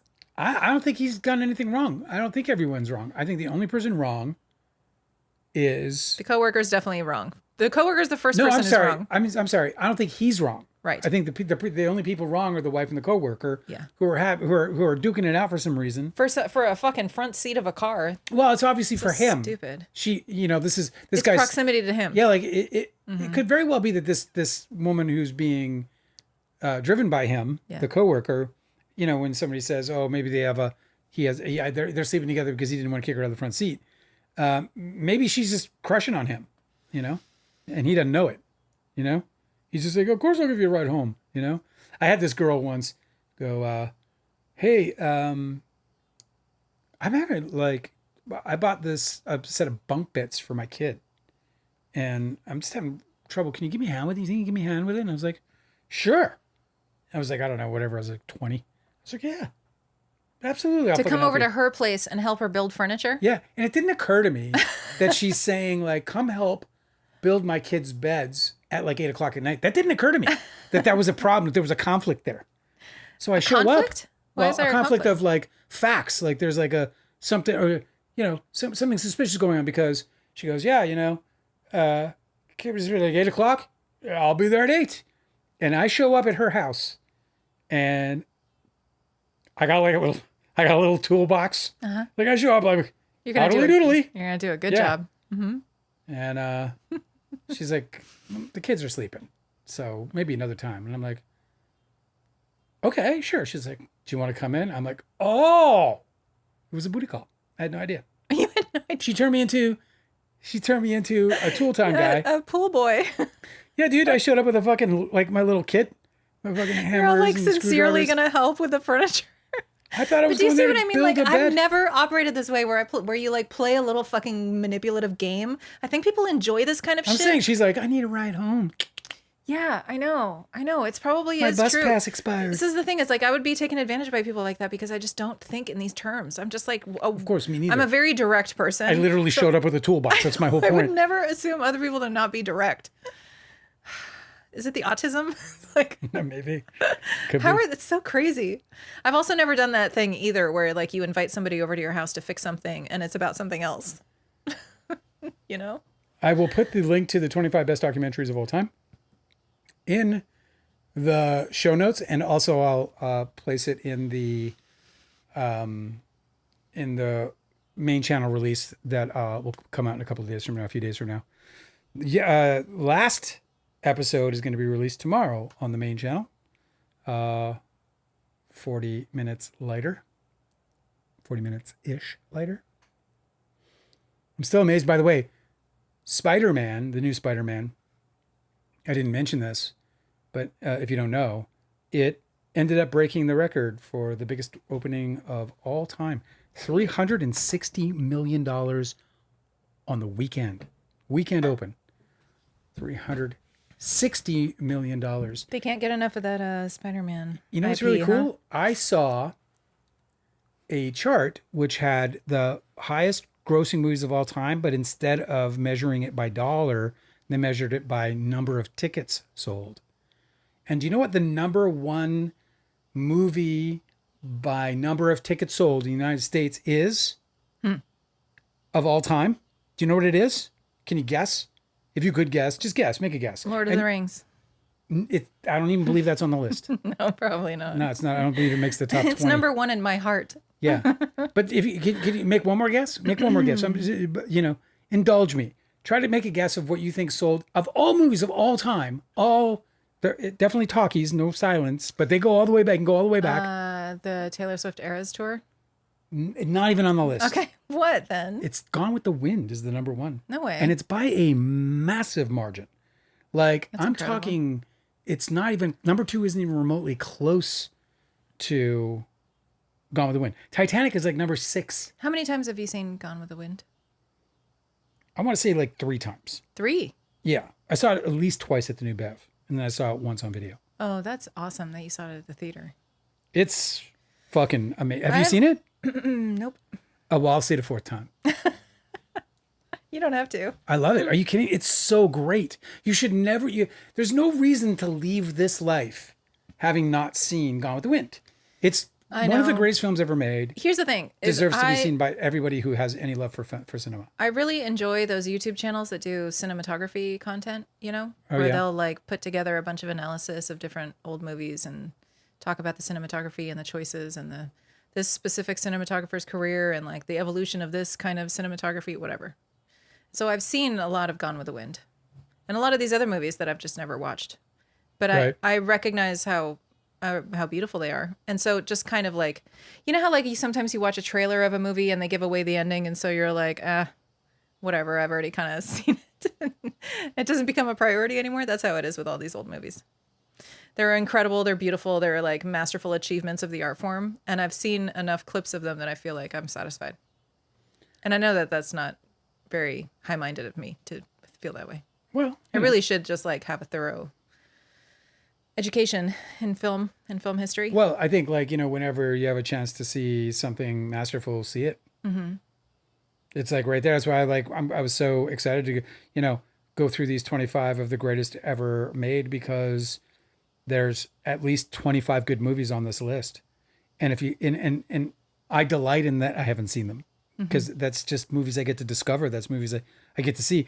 Yes, sure. There's a stroke of bucket list pride, I guess, to be like, oh yeah, have I them know. all. It's so easy to But skip. it's just more fun to actually see the movies and experience what they have to offer. It's so easy to miss the Holocaust documentaries too, because you're never like sitting down with a bowl of popcorn being like, let's have a terrible time. Let's invite some people over. Hey, we're having a watch party. We're going to watch 6 million Jews be burned to death. We're going to become completely depressed. It's Hope you don't have anything planned for the entire next week. they You're are- going to be they in are- bed. They are very compelling, the Holocaust videos. The one which named I forget now. The documentaries, you mean? Yeah, but the one that I did see here, and the reason I saw is because they showed like a part of the cast that they focus on, and I just the one of the faces, like just embedded in my memory, just absolutely emblazoned on my squishy mind, and it was probably like it's probably up there with like Hoop Dreams in terms of like one that just would not leave me, and Capturing the Freedmans. If you haven't seen Capturing the Freedmans, like I just can't recommend this enough. Can I get through a couple of little side stories I have that I think are fun and kind of exciting? Yes. Tech Fixated in an article by Paul David reports cancer jab can eradicate entire tumors in patients. Why do they call it? It's so weird that they've started Trial calling shows. it a jab. I hate it, but here I we think go. that's like a UK term. Like that's just what they call vaccines, and now over here they've like started using it as. But they like ruined it like Black Lives. The or, like, anti-vaxxers are starting to use the word Yeah. jab. Yeah, 'Cause they it ruined it. sounds They ruined it awful. like woke. Like woke was a good thing. Fucking idiots. It was also none of our business. Okay, Anyway, so there's a cancer a vaccine. triple action cancer injection has completely eradicated tumors in 15 patients whose cancer had already resisted both chemotherapy and immunotherapy, That's according to a trial crazy. results reported by the Irish Times. Doctors involved in the study called the results unprecedented. That is not a word oncologists throw around lightly. The injection, known as antivantamab, was tested in an international trial spanning 11 countries. It was given to patients with head and neck cancer, a disease that ranks as the sixth most common cancer worldwide. Out of 102 patients enrolled, 43 of them saw their tumors shrink or disappear entirely. 15 of those patients had their tumors vanish completely. These were not easy cases either. Every single patient in the trial had cancer that had already stopped responding to standard chemotherapy and immunotherapy. For a group of people typically considered to have run out of options, that kind of response is a genuinely big deal.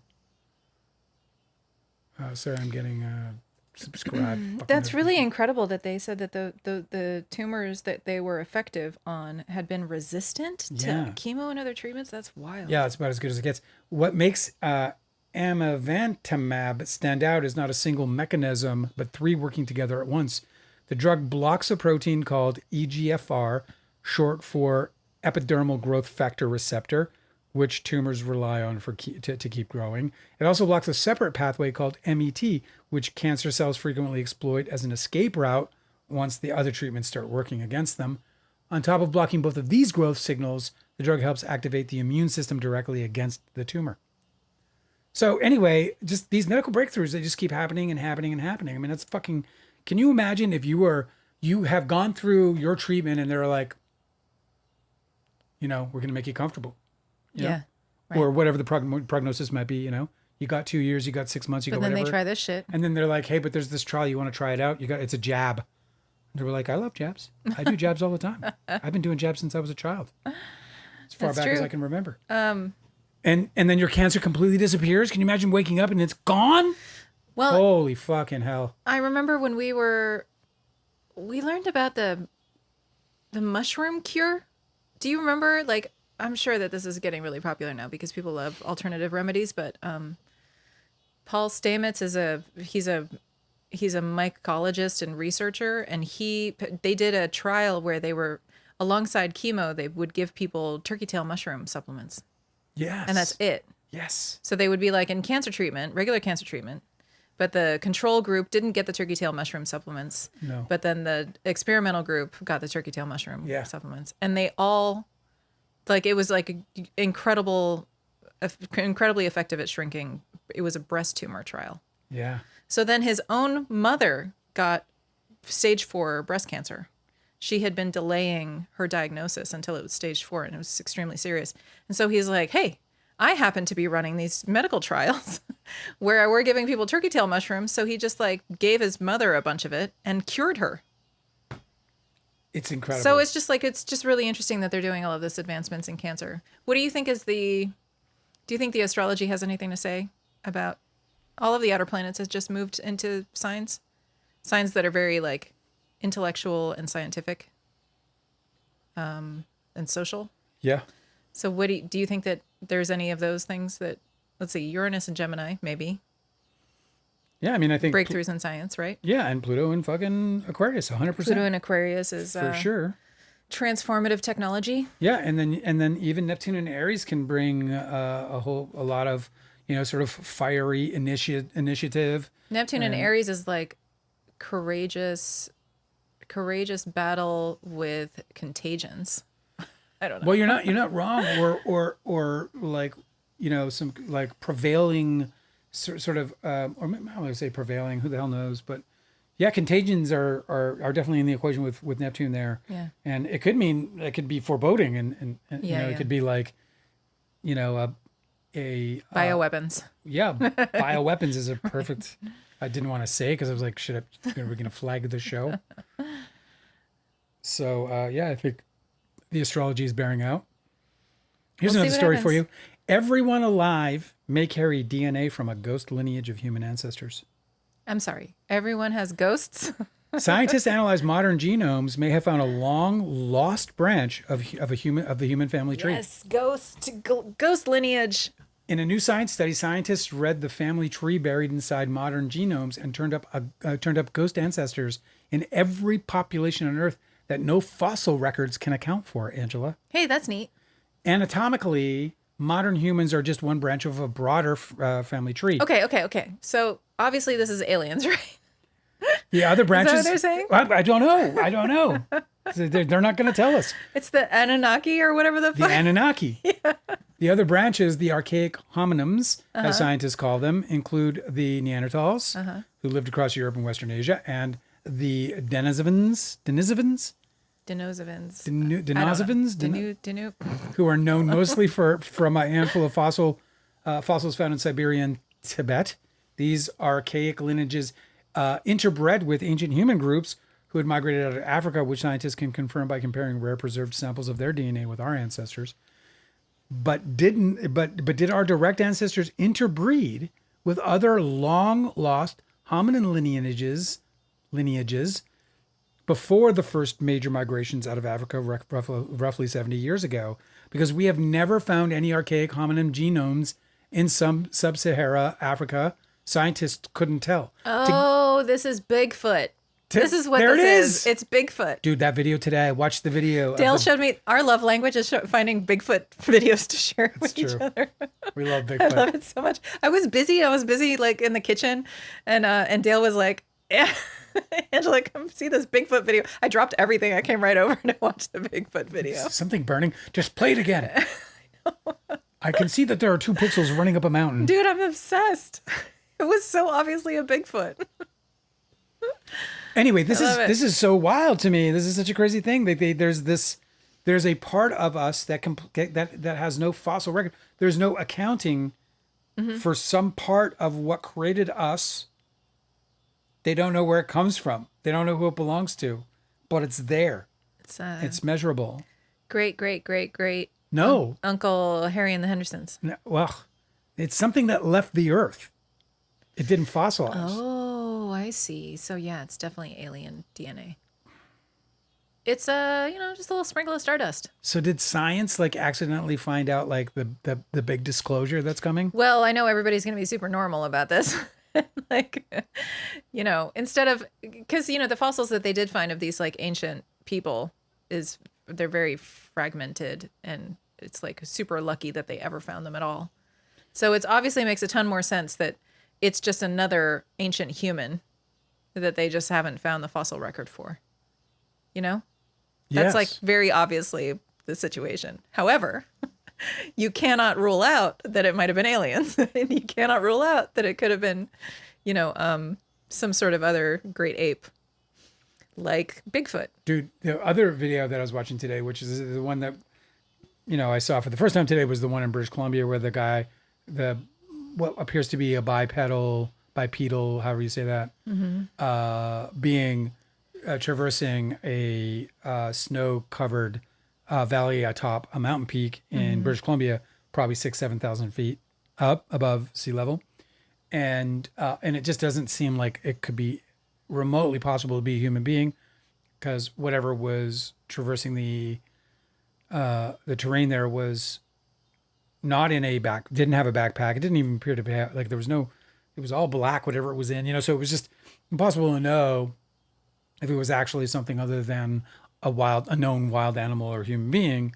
However, nothing added up to it being a human being. So it was very weird. But there was another video where this guy takes a picture or takes video, and it's not like, it's not so blurry because it's used with a phone, but it's not so blurry that you can't tell that it is 100% a bipedal being, and it is motoring across terrain that human beings cannot That's another thing that's motor across. That's another thing that's so convincing about these videos. They're not sped up.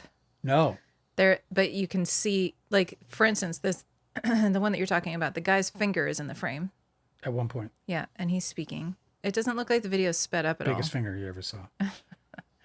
It's in the foreground. But this creature is moving faster than you can imagine any human would be capable of moving. Especially across mountainscape, like, maybe Like, on a flat surface at the Olympics. Have you ever seen any video of like a bear that's startled enough to climb a mountain? Like they'll climb a hillside. I've seen them rip up the mountain on and a few they videos. like bound up so fast. It's Yeah. like stunning. But you can see that there are 4. No. I'm not saying that you can mistake these for bears. Cannot.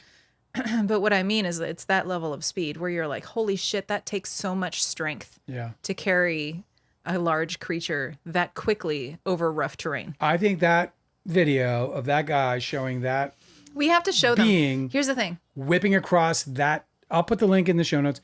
But Do you want to just like, should we do a little show and tell of our favorite? yeah, Bigfoot we'll do that. videos? We'll do it. Not tonight. I don't have it queued up, but we can do that. Can we do that maybe on Thursday? Yeah, maybe. This video, I think, is the strongest evidence that there is some kind of bipedal being living on this earth that we don't know about, that we don't understand, and that that has not yet been scientifically discovered. Do you have your favorite? Do you know your favorite Bigfoot videos on like off the top of your head? Here's the thing, right? There's a documentary that's coming out that was in the festivals last year. Oh. On the Peterson film. Well, it's on Bigfoot, but it 100%, according to those who have seen it, debunks the Peterson video. Okay. My question was. Well, that was my favorite, but now I can't. It was? Yeah, I'm saying that, but whoa, how could it not be? It was like the most impressive. Yeah, I mean this, and everyone talked about it. They said they could see the breasts swinging, and they said that the turning of the head was very primate like. I like that video so much that I'm skeptical about the debunking. And the debunking is apparently like impossible to deny. Like that's what people who saw it. I don't know if it's true, but we're going to see this. This documentary is eventually going to break out. Pretty clear. You're going to have to recreate it. Show me again. You know what I mean? I got another science breakthrough I want to share with you tonight. My favorite one is the one. Do you remember the Bigfoot video that was in Colorado? And it was people. They were on a train and they were shooting their camera outside of the train window through Colorado. Yes. It was like the desert mountains of Colorado, Yes. and you could see this Bigfoot creature going across the Ripping hillside. across the mountains again. Yes. And But you can see it really. And he crouches down. He stops and he crouches down. And I don't know if you've ever seen footage of gorillas in a zoo and the way that they wipe down the front of their face when they're stressed out. He did that. Like, I think the Bigfoot, like in the video, was like, "Oh shit, I'm being spotted," and so he crouched down, tundra, as small as he could, and then he wiped down his face. But people don't do that.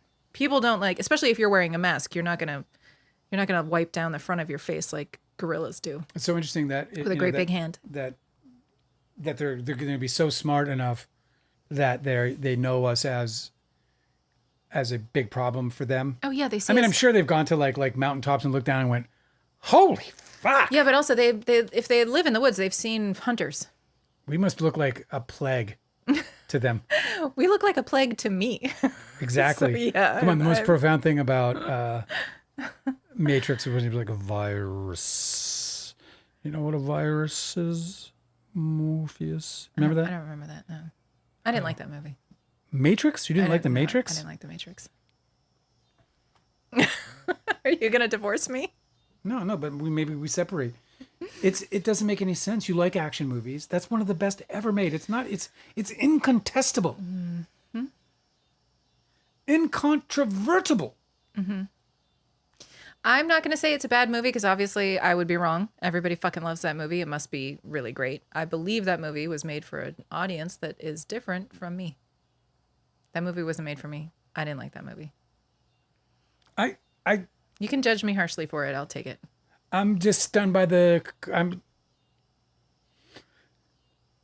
it's let me get to this news story. I think there's also like a bunch of these movies are like bigger than they merited because of the hype surrounding them. I think everybody has like elevated The Matrix as being like this huge, transformative film. I think its influence on pop culture was bigger than the actual movie. And so I'm just skeptical that it was that good. I think it was I think it's probably the greatest action movie ever made. Personally. I think that the writing is perfect. The premise is perfect. It took what we know and it mixed it with what we don't know or haven't yet imagined in ways that nobody has. It like upped the level of all these great dystopian stories like Fahrenheit and 1984. So I don't know. Speaking of action movies, I wanted to tell you about this. I saw this trailer today. It looked so fucking dope. Let me just look this up because I want to make sure I get this actor's name right. He hasn't been in anything for a long time because apparently he spoke about being stuck in a contract with Marvel films or something. Yeah, and how it was really unfair. Mahershala Ali. Am I saying that right? What's his name? Know. I never knew the guy. He's an Oscar winner. Oh, Concerned Citizen. What's up? Mahershala Ali. We saw him in Midnight. I can't remember what it's called. Concerned Citizen says, Angela, blasphemy. Yeah, I know. I'm in the minority, guys. Anyway, I wanted to tell you about this. I want you to watch this trailer because it's so fucking great. The movie is coming out this fall. It's called Your Mother, Your Mother, Your Mother. Think of like John Wick. Yes. Okay? Yeah. Amazing action movie. Yeah. John Wick. I mean, John Wick doesn't hold a candlestick. Okay, but listen. To Matrix. I'm not talking about the Matrix Same anymore. actor. I'm not talking about the Matrix Same anymore. Actor. Listen to me. Yeah. Your Mother, Your Mother, Your Mother. It's like if John Wick was like a black American Muslim. Yeah. Who had so complicated. Who was trying to save his family and his small children. Yeah. The premise is that he's trying to feed his infant daughter, right? Or his infant child, I can't remember. Sardines? No, she's allergic to formula. Oh. So he has to find breast milk, but the mother has died. Oh. So the whole thing is he's trying to avenge this death and feed his family, but he has to go John Wick on everybody. He's also a black American Muslim, so that's like a whole cultural touchstone in the movie that's so fucking fascinating. And he does it all with a sword. He doesn't use a gun. It looks so awesome, you guys. You have to watch this trailer. It's incredible. It doesn't sound awesome. Well, yeah, but it's also like the lead is this like Oscar winner. So, who is it? I fuck up his name every time. Mahershala Ali. Am I saying it wrong? Oh yeah, okay. I don't know if that H is supposed to be silent. Well. And the OG is back. What's up? So good to see everybody. We missed you. We were thinking about you. The cast includes Giancarlo Esposito, John Cho, and Trammell Tillman. Good night, you guys. Good night, happiness. Good night, happiness. Anyway, whatever. I think it sounds like a good movie. You should watch the trailers, all I'm saying. I'm sorry I didn't like The Matrix, okay? All right, let me get this last story in before we got to go, all right? You're going to keep beating me up about it? Yes, I am. I think every time we will. have an argument, you're going to bring up how I don't like The Matrix. I agree with Concerned Citizen. It's absolute fucking blasphemy. I can't even believe it. I'm literally left I'm gonna eat my popcorn with you this evening. A little grumpily, like I'm not gonna lie. You're gonna be like, wow, you're chomping kind of hard. You're eating your popcorn so angry. What's the deal, dude? This is a love story. What is going on with you? I told you that, like, fucking Lars von Trier, when we were working with them in Denmark in early 2000s, like 1999, so cool, 2000. Mm-hmm. That was like his favorite movie. They had a theater in that's Central so crazy Studios. to me because I couldn't believe it. He is so much better than that. I couldn't believe it because I was like, you make these movies and that's the movie you love. I know. Which I too loved that movie, and I too I get it. I'm in the minority, guys. Like most of the time, I also didn't like the Mad Max remake. You don't like the what? What was the Mad Max remake? Oh yeah, Fury Road. I didn't like it either. Or isn't Fury Road was that the Oh, was Mad that the Ma- first Mad Max? the They Mad made Max two. remake? I didn't see them. It called Mad Max. No, it wasn't called Mad Max. You're not talking about Fury because I didn't know it was a remake. Yeah, well, it's the Mad Max There's the Road Warrior, which is the very first one that they released. Then 2015. there was Mad Max. 2015 Mad Max Fury Road is Fury what Road. it's called. Yeah, right. But that's not a I remake. hated it. That's not a Everybody remake. loved it, and I was so excited to see it because I love Tom Hardy, and I love fucking Mad Max was like so dope. And I saw this movie and I was like, is this the same movie that everybody loves so much? Honestly, Mad It Max. was the most incoherent story. I couldn't figure out what the fuck was supposed to be going on. Oh my god, I just feel insane sometimes. I'll watch movies that everybody loves and I'm like, this is same thing with a History of Violence, you know? Like that came out the screenwriter I was couldn't finish it. I know. I was like, this is garbage. And didn't it win the Oscar Yes. Everybody for thought it- screenplay? Everybody thought it was amazing, like super iconic movie. It's probably amazing later because it was like, you know, when we talked about Obsession and how like honestly the first 20 minutes of that movie I might have bowed out if it wasn't Yeah, the this is cultural true. phenomenon. Yeah. And Anyway, I'm used to being in the minority. with Archival this. Raccoon loved Mad Max, called it pure chaos, and that's what it was. I mean, for the people who want to get into the chaotic, I was just trying to figure out what the fuck Chaos. was going on for like a single second. yeah. I was like, okay, cool, dazzling imagery, but what is it supposed to be? Deanne came in and she said, "Hey, you dudes," and it's "Hey, you dudes," and I just love how like that goes so many different ways, you know, because it's like "Hey, you dudes," or it's like "Hey, you dudes," right? You see what I'm saying? Goes all these different ways. So many different ways. Yeah, dude. Did you ever attend an Hey, acting? you dudes. Did you ever attend one of those acting classes where they make you do this like Repetition? really elementary shit where like you just have to say the same line different times and they're like, oh, you're learning, right? Well, it's not like that. That's actually the Meisner method. It's called repetition. Oh no, but that's different. That's different than what I'm. Oh, okay. I'm just talking about like you know, where they have you enunciate different words as if that's like a lesson. Like if that's not totally obvious. I would go back to acting class if I But was the in a market Meisner that method had one. seems interesting. That one's where you repeat it enough times until you can like extract the real kernel of meaning in the very middle of it, right? Yeah. Yeah. Yeah. Re-extract the kernel. Say it again. The Meisner method Yeah. of repeating a line over Yeah. and over again. Right. That's where you just sort of distill it past the point where it sounds ridiculous as words, and you sort of learn how to discern what the real meaning of it is, right? I don't think Isn't so. that the Well, unless objective? you're talking about the emotional meaning, I think that I think that the repetition between is about you can't change the way you say something until there's an emotional reason to do so. So I see. you say gotcha. you go like fight and I go fight and you go fight and I It go wouldn't be fight. one word though. Usually it's one word. Oh, So you go fight, fight, fight, fight, fight, and you're just going back and forth. And you cannot change the way in which you say it until there's an absolute emotional reason to do so, not one you would force because you are bored, you know, with the mundane repetition, or if you are, you know, or if you just internally feel like, oh, it's time to, you know, change the tone or whatever cadence. Let us not bore the children. Deanne says that she's looking forward to Tony, which is the story about Anthony Bourdain. So I was going through like the height of, I don't know if I was at the height of I guess it was kind of toward the end of my ideation period of depression when Anthony Bourdain lost his life. And Angela knows that I kind of halfway worshiped that guy. Like he was somebody who, I felt like artistically connected to, like his work connected to me on a deep level. And obviously I wasn't the only one. yeah, it's easy to. It's very easy. I loved him dearly. And so his passing, I read his passing.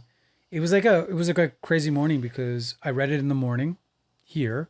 He died in France overnight.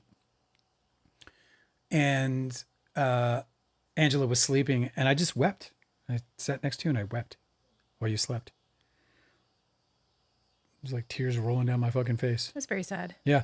But And I haven't been able to watch anything. You remember? Like, Yeah, there's a few of the celebrity deaths where like I can't engage with the work about them. it's like too painful. I feel the same way about like Marilyn Monroe, I know. no, like Shannon Hoon there's a documentary about Shannon Hoon. Yeah. And I'm like, I don't know if I could. I'm still so sad that Like he it might died. just kick me into a depression. But that was like a million years ago that he died. A long time ago. But his music has never, ever felt less important to me. I know. I also feel the same way about Chris Cornell because I really believe that his medication was the reason why he ended up succumbing to his illness. Yeah, I have a hard time listening to Chris since. Very hard But time. I feel like he was. I can betrayed. listen to Shannon. It took a long time before I would, and it was weird because like when I would listen to him earlier, when I was listening to Blind Melon earlier in his death, I struggled emotionally with it. But it was weird because like the struggle wasn't about Shannon Hoon being gone. It was about the feeling of the loss of him. It was a weird thing. Like we were talking about it earlier today. Well, we were talking about this earlier today, and I felt a sort of element of guilt here, or a level of guilt over this because. So like when Kurt Cobain killed himself, I already had Kurt tickets. Cobain didn't kill himself. I don't want to get into the argument. When Kurt Cobain left this earth, right? I had tickets to Lollapalooza. Oh, wow. I was going to see Kurt Cobain. As a matter of fact, he played Vancouver prior to that. It was one of the shows that everyone was like, "Oh boy, is he going to be? He's all not right?" okay. Yeah. And he played, and I chose not to go to that show because I already had the Lollapalooza ticket. So I was like, well, I'm just going to do Lollapalooza. I'm not going to go see Kurt Cobain twice in like a month and a half or 2 months or whatever it was because they did their own private show and then he was headlining Lollapalooza, which was the third Lollapalooza. I went to the second one. I missed the Jane's Addiction one. That's very cool that you went to those. Yeah, they were cool. And this is where I feel guilty. So he died, and I was like, "Fuck!" No, that's of course how you're going to feel when you have tickets to the show. I was just 100% like. First thought was, "I got tickets to the show, bro." It wasn't like, "Oh, his poor kids." It wasn't like, "What a sad and terrible loss of life." It was, "How do I got to get my money back? What happens?" I It became this. He became this like 100% commoditized thing to me, and But all so, humanity was lost. What did they do? Did Smashing Pumpkins get added to the bill instead? Yeah, they got promoted. It's pretty good. I didn't go. It's a pretty good deal. I didn't go. You should have. I should have. I do regret not going to Smashing Pumpkins. But I think they were only like 2 albums deep at that point. Oh my God, that was their best time. Yeah, though. it was like the Siamese times. I could listen to those records right now. They're so Yeah, good. Jeremy Sisto, bro, could not turn them off. I kind of made a fool out of myself once because I was at a party in Hollywood, and Blake Soper, who's now known as Blake Sennett, and he is the co-founder of Rilo Kiley, the 90s independent band with Jenny Lewis, and which, they were big enough that... Independent band? Yeah, indie music. Yeah, they were indie band. That's a genre? Indie music? Indie music is a genre. Huh. And so, indie rock. Yeah. Indie rock? Yeah. It's a thing. Neat. And we were at a party and he started playing, that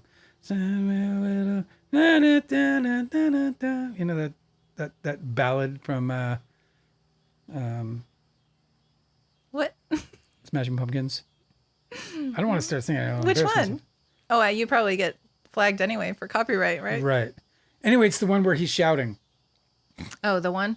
So what's the story? So I started singing it, like, dude started playing it, and I started singing it. And I just belted it out with like the whole like veins out to here, like screaming. Impossible to sing to Smashing Pumpkins and sound It was like one of those moments where when it was all over, like, so when it was all over and I sang the whole song and I thought I fucking killed it, Yeah, but except to anybody that tries to sing along to that music sounds really bad. And then Blake kind of looked at, he kind of like chuckled at the end. Oh, It was like, but it wasn't like a laughed at me. He was like, and I was like, because it was like a star-filled party. You thought you were performing. It was like I was just giving her shit, you're dude. on center stage in the spotlight, Making the best impression. and everybody's like, "This is like the worst karaoke ever." Right, like some bad karaoke, I guess. All I can tell you is that after Blake did the little chuckle, I felt eternally embarrassed. Just snuffed the ember inside you. I was toast. I had nothing left. I was Horrible. That's such a devastated. formative experience too, because I never sang at a party again, except one. I did one other one where he and I It was with Blake again. We got all loaded and we were with Jeremy Sisto. And I actually ended up like co-authoring a song with him that he and Jenny Lewis started playing later without me because I'm not in the band. But I remember I went and saw them play together at a cafe and they did it. They did the song. I'm not going to tell you the name of the song because it's fucking so embarrassing. But I basically wrote all the lyrics and I wrote the melody. Apparently, it's not that embarrassing if they made it part of their repertoire. Yeah, well, the '90s was more forgiving, Yeah, and so they played it, and then Blake didn't know I was in the audience, and then I can't, at the end of the show, I was like, "Yo," and he's like, oh, "If I knew you were there, I would have brought you up on stage." I was like, "I wouldn't have come." Yeah. That would have been just an awkward moment because I would have been, "No, do the song." Yeah. Nobody liked the song. I'm almost positive that absolutely nobody liked the song. Well, all that matters is that they liked it. Should I do my last story or not? Why don't we save it? All right. No. I'm going to do it. I'm going to knock this one out. All right. Let's do it. All right. Let's hear it. This is another science story. Okay. You know how I like science stories. Yeah, I like science stories too. But I told you that there's all these fucking medical breakthroughs. A single dose reversed autism-like symptoms in adult mice within hours. A drug briefly reversed autism-like brain and behavior changes in adult mice, hinting that affected brain circuits may remain surprisingly adaptable. First of all, weird. They make autistic mice? I don't know how. They're like, bzzz. You're like an autistic wand.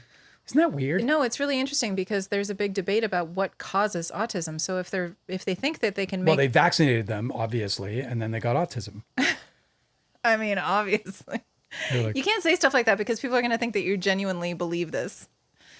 This is YouTube where like a bunch of this fucking content gets generated in the first place. Did you see that RFK reversed his I do vaccination not give a on shit about measles? it. Yeah, he's got fucking brain worms. Who Yeah, gives a but shit what he he says to killed say? people, man. This guy killed Yeah, people. he's really fucked up. These people are fucking demons that are running this. Demons, It's bro. crazy. Demons. Anywho, it's just what's weird is that okay. First of all, I have mixed feelings. I don't know anything about this like realm of medicine or science or whatever.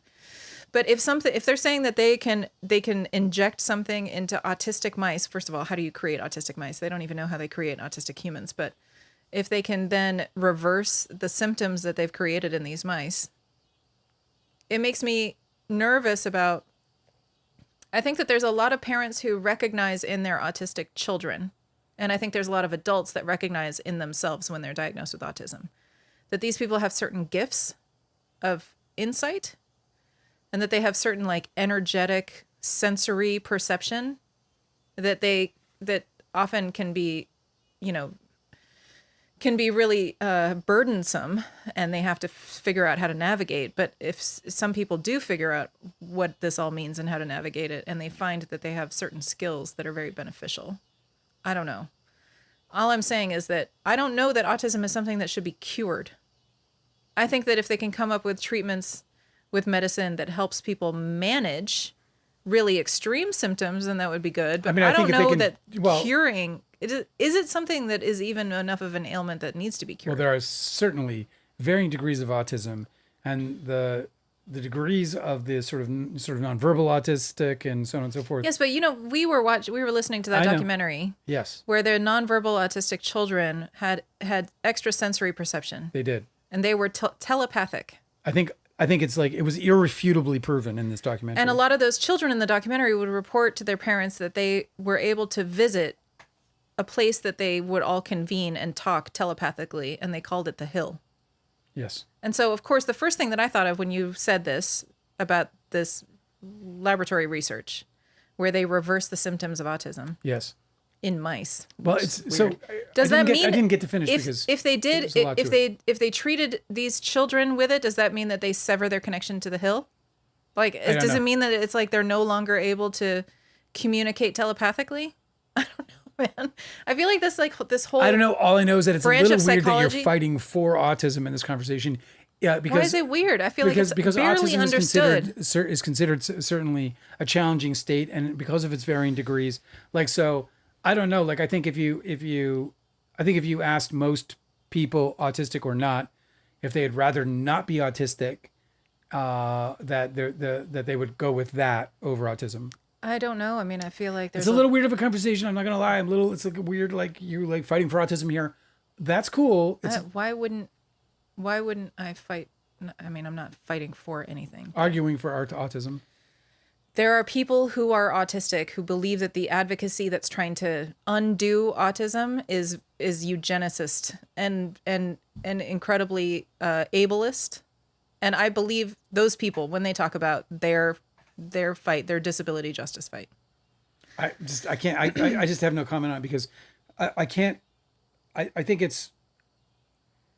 I don't know. It's like a bunch of non-autistic people fighting for or against something that is only understood and known within the autistic community itself. In reality, is a very strange thing for me to try to imagine to do. But I had autism in my family, and I think that of the autistic child I'm speaking of, that kid would have wildly benefited from not being autistic. That his childhood was the most miserable thing I'd ever witnessed in my life. Mm-hmm. And this kid was, so the autism I witnessed, which was severe nonverbal autism, this kid was living in a nightmare.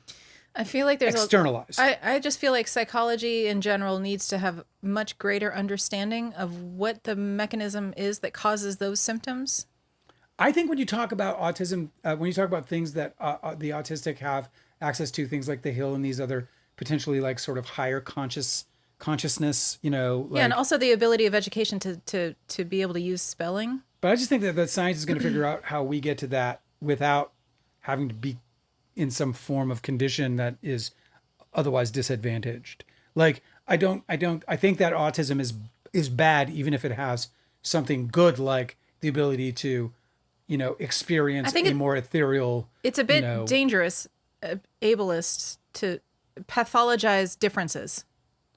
I don't know that everybody who struggles with autism in their family or in themselves sees every difference of theirs as something that's bad that's a sickness that needs to be cured.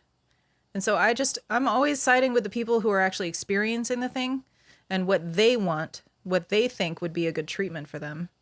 And a lot of times it would just be like adjustments or maybe some sort of supplemental medication that helps them cope in one way that they're not currently able to cope. Like sometimes it's not like it's a, when you think about like depressed people being given chemical drugs as opposed to their circumstances in their life changing in order to alleviate their depression, right? Obviously you would say that the best treatment for a depression would be to alleviate the burdens that are creating the depression rather than just medicating chemically the depression, right?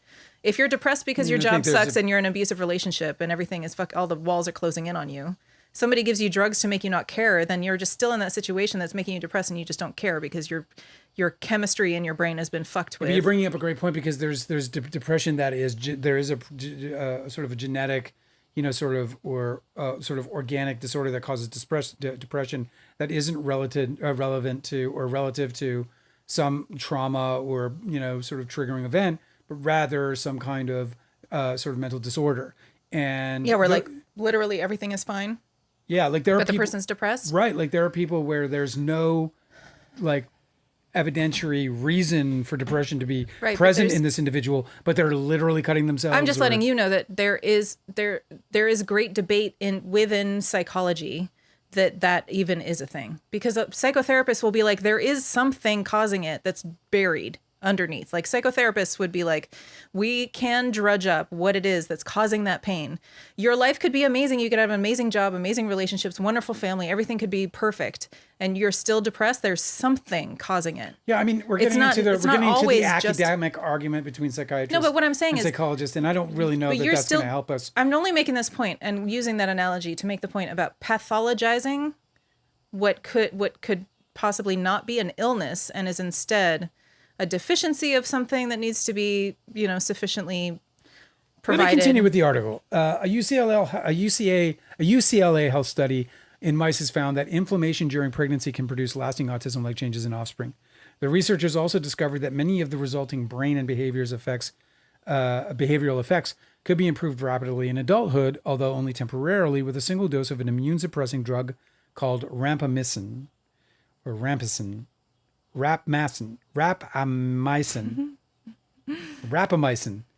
Previous research has shown that even mild inflammation in the middle of pregnancy can affect developing offspring. Reported consequences include autism-like behaviors, unusual brain growth, seizures, and greater sensitivity to ordinary sounds, touch, and other sensory experiences. These effects can continue into adulthood. And by the way, the autistic child that I'm referring to, he seemed to have, and they were still going through the sort of, they were in the throes of understanding the level of autism that this kid had before I departed from the family. But he was triggered into these absolute like fits that were. No, this is true. They feel things extremely intensely. It was wild to like witness, and I felt terrible for everyone involved, but especially the kid. In the new study published in Nature Communications, UCLA scientists found that one dose of rapamycin improved brain communication behavior in affected mice in about 2 hours.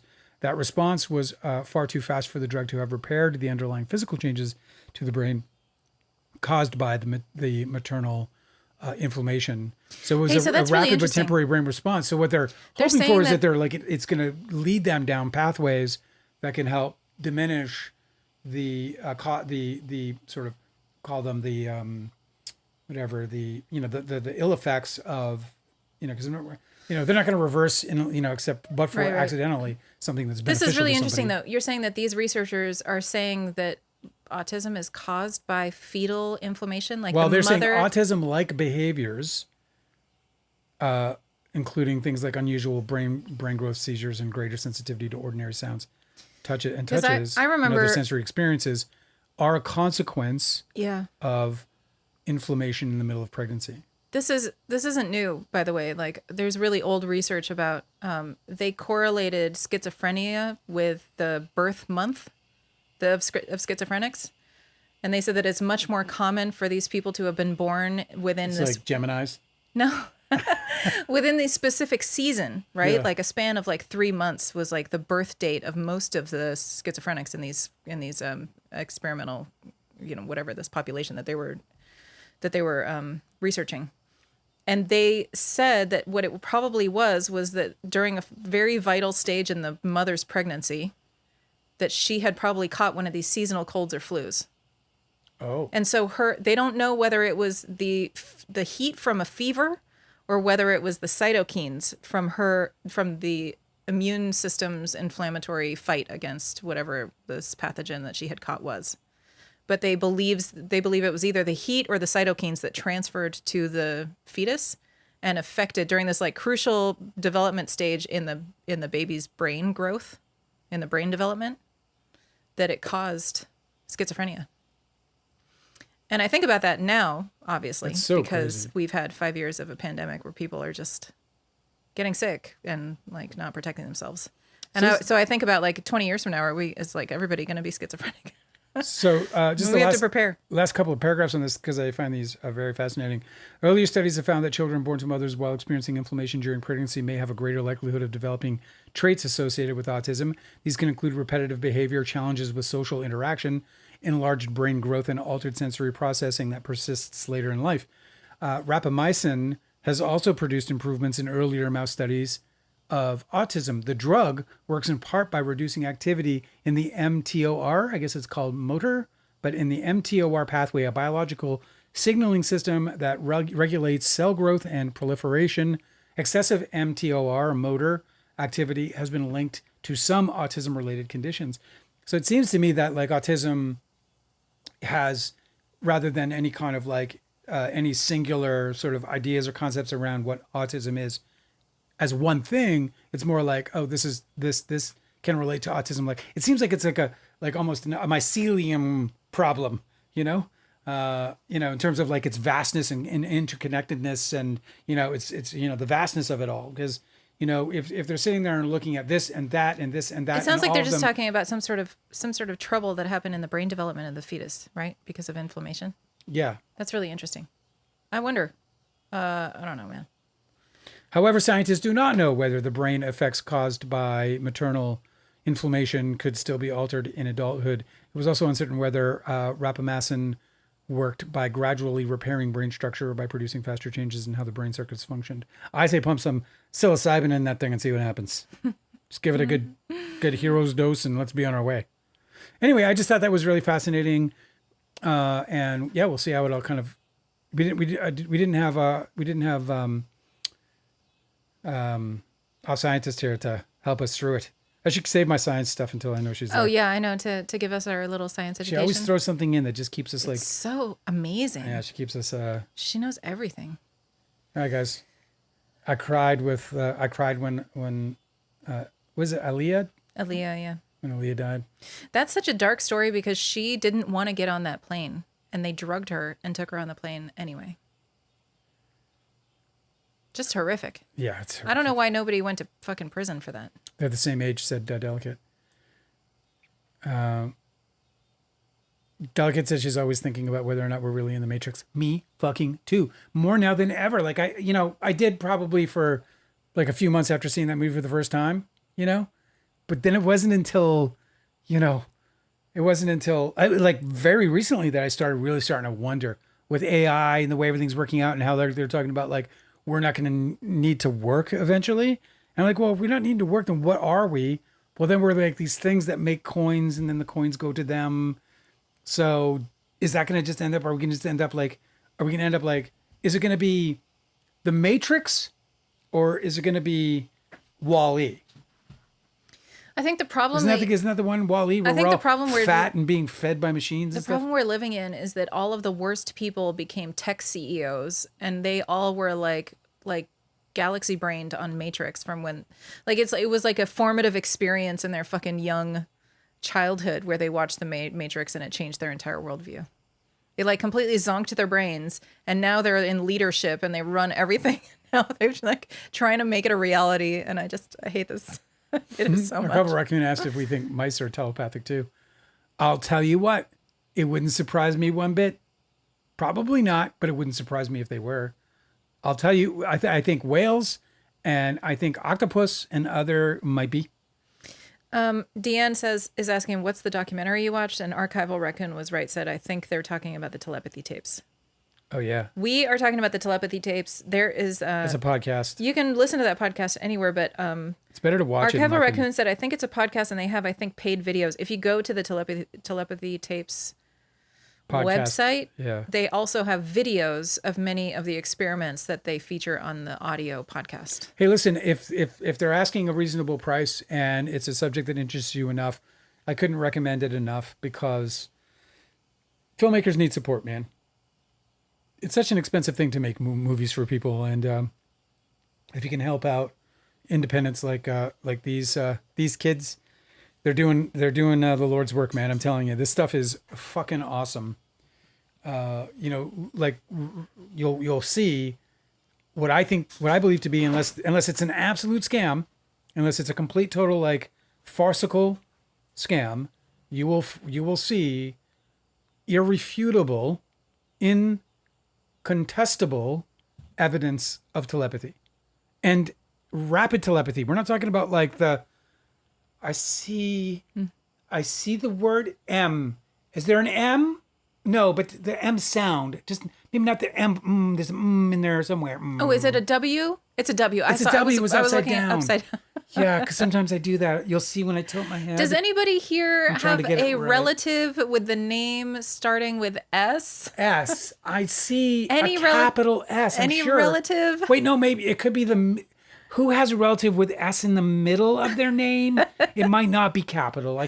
Any letter S anywhere in the name. This is actual, like, straight up, like, the video episodes are on YouTube. I couldn't recommend them enough. I mean, you see it. It's real. It's rapid. It's instant. These kids are not. First of all, the kids can't be manipulated. Like, you can tell. You can tell that these kids can't be tricked into doing anything because they don't really know what they're doing. I mean, they do and they don't. You know what I mean? Mm-hmm. They do and they don't. There's this weird thing where they have, like where there's like some sort of, we'll call it lost communication between their consciousness and their physical action versus their unconscious. Where in the unconscious they have a lot more sort of agency and facility. I just feel like extremely helpful to listen to something like the telepathy tapes, because their main argument throughout that whole series is that science has been overly constrained by materialism, like that they are only considering what is scientifically observable as things that you can measure. Yeah. That you can measure and calculate and see like occurring, and run these experiments with measurements and, you know, whatever. Like whatever's concrete is what counts, and everything that isn't concrete doesn't count.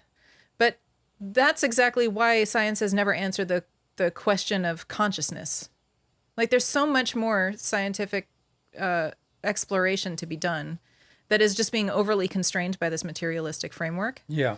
So when you conduct an experiment and you try and see whether a child who you believe is telepathic can answer the question of what's on a card that they're not able to see. Yeah. But you've discerned that they are able to view through their mother's eyes what is on that card. Mm-hmm. And you run experiment after experiment and make sure that there's no way that they could know prior to being asked. There's no way that they could possibly see. There's no reflection that they can look at. There's no way of preparing them so that they answer it right. You can't discern anything else other than this is something that they are showing. Yeah. We haven't been able to measure it, and so it's not scientifically approvable, but that doesn't mean it doesn't happen. There's a really great author named Rupert Sheldrake, and he does all of these, like, he'll do these scientific observations. He can't conduct them as experiments because, again, science is, like, overly narrowed to this like, very... It's weird. Scientists it's weird how science itself can, like, block itself out of shit because it's decided, it's important because you have to have guardrails, right? But, like, Sheldrake is doing this really great work where he compiled a bunch of this scientific observation about the very astounding things that animals are capable of doing with extrasensory perception. Like, we still don't even really know how these birds and butterflies are able to migrate all the way across the fucking globe. What they call globe. murmurs, and they get into these. Oh yeah, the murmurations. Yeah, that's another thing. Murmuration is just like, we saw that, like, you know, it's a spectacle and I have to see in person. When we saw that when we were driving across the country and we were going through Texas, I think it was. It's really amazing. Oh my God, I couldn't believe my eyes. But all of these behaviors are so incredible. Obviously, his most famous collection of observations is the experiments he did with dogs, because everybody obviously knows and loves dogs. But like he did experiments where he would show that the dogs understand when their owners are on their way to come and get them. They know when their owners are gonna arrive. The dog knows. He had people dispatched from the airport to come and pick up their dog who was being like pet sit, right? But then if the person went to another location first, the dog was cool. It was only when their owner, unbeknownst to the dog, right? Because how could you tell a dog anything? Right. It was only when their owner was actually intending to go on the way to pick up the dog that the dog would get excited and wait for and be eager to see their owner again. Dogs know. Like, dogs are telepathic. It's just like, that's only one of the incredible things that animals are capable of doing. I just like, those tapes just blow my mind that they're like, they like, and this person just got into the car 6 miles away. But it's amazing because one of his experiments was the owner was on the way to pick up the dog. The dog got excited. The owner then, unbeknownst to anybody, changed his mind, decided to go and stop at a coffee shop. The dog stopped getting excited because he knew, oh, my owner's not on his way anymore. And then when the guy departed the coffee shop, headed back to the dog got excited again. You know, it's like, they know, man. And it's just, these things, it sounds stupid to get all excited about. But what I mean is that, like, we're all capable of telepathy. Everybody's had an experience where they've just gotten a sense of something that ended up being a premonition. Right? Like, you know, even like the very common experience of like thinking of a friend and then they call you. You know, that's happened to you a million times. It gets bizarre at times, yeah. It gets bizarre. It gets bizarre because you are witness to this. Yes. Where I do this, where I'm watching live sports and somebody come up and be like, "You're gonna hit a home run." And it's not like I'm saying it, like, I don't say it like, I am more right than wrong. That's a more by obvious a one. You do margin. You do much more obscure ones too. But you know, like that predictions. Like most hitting averages are 1 in 4 to less at bats. So it's like a 25% chance of getting a hit, let alone a home run. Most players only hit about, like, good players only hit like 20 home runs a year. Well, they play 160 games, a lot of these guys, 20 home runs a year. So making that kind of call is, as consistently as I do, and I'm not just picking like, the home run hitter guys. I'm hitting it with like guys like Bryson Stott, who's like hadn't had a, he's got 10 home runs and he'll go to the plate and I'm like, I just feel it. I just think the only reason why any of this stuff sounds woo woo is because it's not been normalized yet. But everybody experiences this. We just don't talk about it because science hasn't appointed it importance. Deanne said that her dad passed on the 22nd of June. Sorry, of July. Sorry to hear that.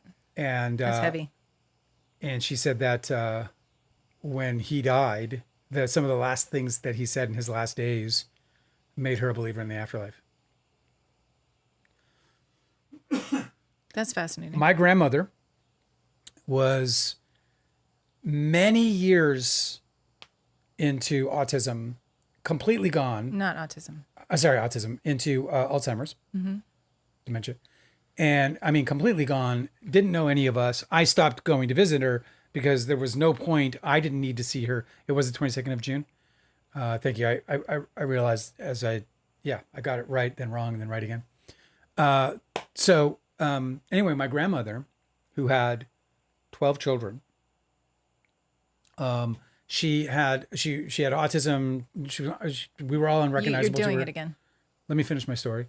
She had autism. She was completely unrecognizable. She had Alzheimer's, and she was completely unrecognizable, or we were completely unrecognizable to her. And she was 80, whatever it was, 1, 2, or 3, and she was in hospice, and she was about to die, and she was showing no signs of any kind of recovery whatsoever, none. She was laying in bed, unconscious, but alive. And it wasn't until the last kid, who was coming from two provinces away, got into that fucking room. And when that woman walked into that room, completing her entire family in that room with her, she not only regained consciousness, but she regained total and complete mental fucking faculty. She knew all of their names. She talked to them all quietly and lovingly. And as if she was my grandmother from 1975, and then died moments later. That's incredible. And my mom said it was the most spiritually amazing thing she'd ever seen in her life, because grandma had been gone for so long. See what I mean? It's like I don't have any confidence that we know what the fuck is going on around here. You know? Well, we don't. I'm confident that we don't know what the fuck is going on around here. I feel like everything's on the table. We don't know, man. We don't. And I just feel like anybody... And that's as exciting as it can be. I mean, come on. Yeah, I know. And anybody who's sure about anything, whether it's like completely out there woo-woo or it's completely rigid, scientifically proven, they're all full of it. Nobody fucking knows, you know? I just feel like we're all capable of a lot more than we give ourselves credit for. We just don't have the tools to practice. I think all these tools were something that everybody understood, but were lost to time. It can't be overstated. I mean, I don't think they're just lost to time. I think they're lost to like culture. Like, yes, there has been a cultural narrowing. Yeah. I think that, and just like domination, like where these sort of religions. Yes, and the like religious movements have been like constraining people's understanding of what all of this is. Dude, we're watching so this, much that it's just been lost to history, and we don't know anymore. We're watching this couples therapy show, yeah. And there's this woman who is a devout Christian, born into, sort of like, I don't think it's evangelical or some like maybe Mormon, but like she's into some like really deep like Jesus stuff, and she talked about, and they were talking about, because it's a couples therapy thing, and there was some sex on the table, and there was like a lack of sex in the household or whatever. And then she ended up talking about, or in their relationship, I should say. And then they started talking about, she started talking about masturbation, and she ended up talking about how the profound level of guilt that she felt. Guilt. Yeah. Whenever she pleasured herself. And when you think about that as it relates to topics outside of things like pleasures of the flesh, and we move into things more like, the idea of meditation, or the idea of transcendental connection or the idea of a super consciousness. No. These things You brought up that are an couple. affront to religion, and as such, you know, you're going to get the same sort of ostracization. Yeah, exactly. You Like know, and you brought up that couple. They also had an issue because he and his ancestors, his parents, they practice ancestral veneration. right, Very vanilla. a very Chinese thing. She's Chinese. Yes, but they do like a very basic one where you Yeah. just visit your dead relative's grave. Yeah. And you pray with them, and you hope that And you say things, you speak to them directly. Thank and that you for you your hope help, that and they're watching over you, Yeah. and that everything's fine and peaceful in the afterlife. where'd you leave the money? Where is it? Where'd you bury the damn Stop money? it. She, though, however, in her Christian religion, thought that was like sinful, right? And Yeah. it's just like, so you can see where the constraints of this like religious dogma has just completely shoved everything Yeah. out and just like completely obliterated all of these other spiritual practices that people had for centuries. Yeah. Maybe those people, long forgotten, actually knew how shit worked. Yeah. And we don't anymore. That's right. I don't know. I'm just a lot more open-minded about this kind of stuff because I hear a lot of people's stories and they feel there was this one lady she said that she was a psychic medium. I've heard this from other people that claim to be psychic mediums. I'm skeptical about the whole thing all the time. I'm not going to say whether it's true or not. But one thing that they always... I mean, it's super healthy to be a skeptic. How can you possibly... It's also super healthy to be open-minded filter about this the stuff. truth from... What I was going to say was that they all say the same thing, that if there's a message that comes from like the great beyond Yeah. or from your ancestors or from your spirit guides or whatever you want to call it, right? If there's something that comes from that, it's going to feel good. Yeah. You're never going to feel shame or guilt or anything if it actually is coming from like the greater being force. That energy, whatever you want to call it. Yeah. It's only ever going to make you feel good and comforted because it's the source, right? So this person who's in this group therapy that you mentioned, Yeah. where she feels like the influence from her religion is making her feel shame Yeah. and making her feel bad. Yeah. That's not it, man. No. She's like, that's her denying what's actually out there for this other thing that's making her feel like shit. I don't know.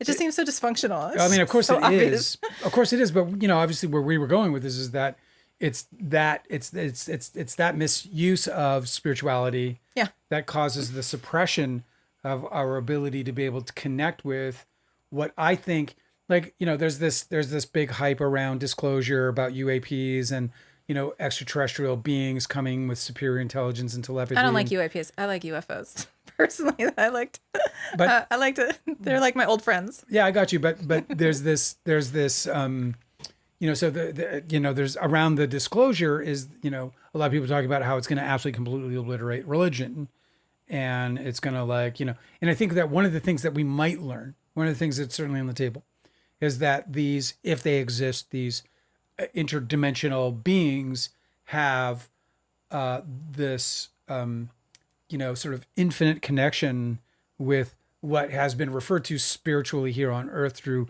the metaphysical sort of community as the Akashic Record, or, you know, the all living being library, where by the second I've heard of this everything concept, yeah. in human history You're is saying being like there's recorded. like a great record that exists of all time before, present, and future, Everything. and it's all just available to access. If It's you a can. record that it's what I'm you know. skeptical about this too, but if it's, you've I ever find heard it of- really interesting. If you've ever heard of Edgar Cayce, known as the Sleeping Prophet, back Right. in the 40s and 30s and 40s, he was a Christian door-to-door salesman. He lost his voice to laryngitis, couldn't figure it out, went to see a doctor. A doctor said, "Have you tried hypnotism?" He said no. He got hypnotized. When he got hypnotized, an extraordinary event occurred where what appeared to be an entirely different person showed up and not only told the doctor who was examining him what was wrong with him, but gave him a prescription. The doctor conveyed the prescription, which came from Edgar Cayce himself. Edgar Cayce, unaware of what happened after coming out of the hypnosis, they did the treatment prescribed, and Edgar Cayce's laryngitis was resolved. Subsequent to that, he found out that he could just lay down, go to sleep, and he could ultimately, unaware of what was going on consciously, so he had somebody outside guiding him, right? And he was able to go unconsciously and travel to human bodies throughout the world, anywhere in the world. All you had to tell him was the name of the person, first and last, and their location at the present moment. And if you got those two things right, he would be able to find that individual and he would be able to tell you anything you wanted to know about that individual as it related to things biological. So you believe that Edgar Casey was able to do these things? And Edgar Casey described what he. No. Do you believe that Edgar Casey I was do. able? Yeah, I do. I think the record is so extensive. He has the number of readings, like tens of thousands of readings that he did, and his accuracy is in the high 90 percentile. And the only reason, the primary reason why any of his things were off in his medical readings, which is what he was mostly known for.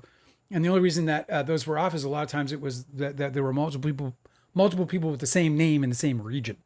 And so he would find the wrong one and convey such things. So there was just like, something like, imagine a John Smith, because like a lot of the readings he did was during World War II. So a lot of people were like, hey, can you find John Smith in Germany somewhere?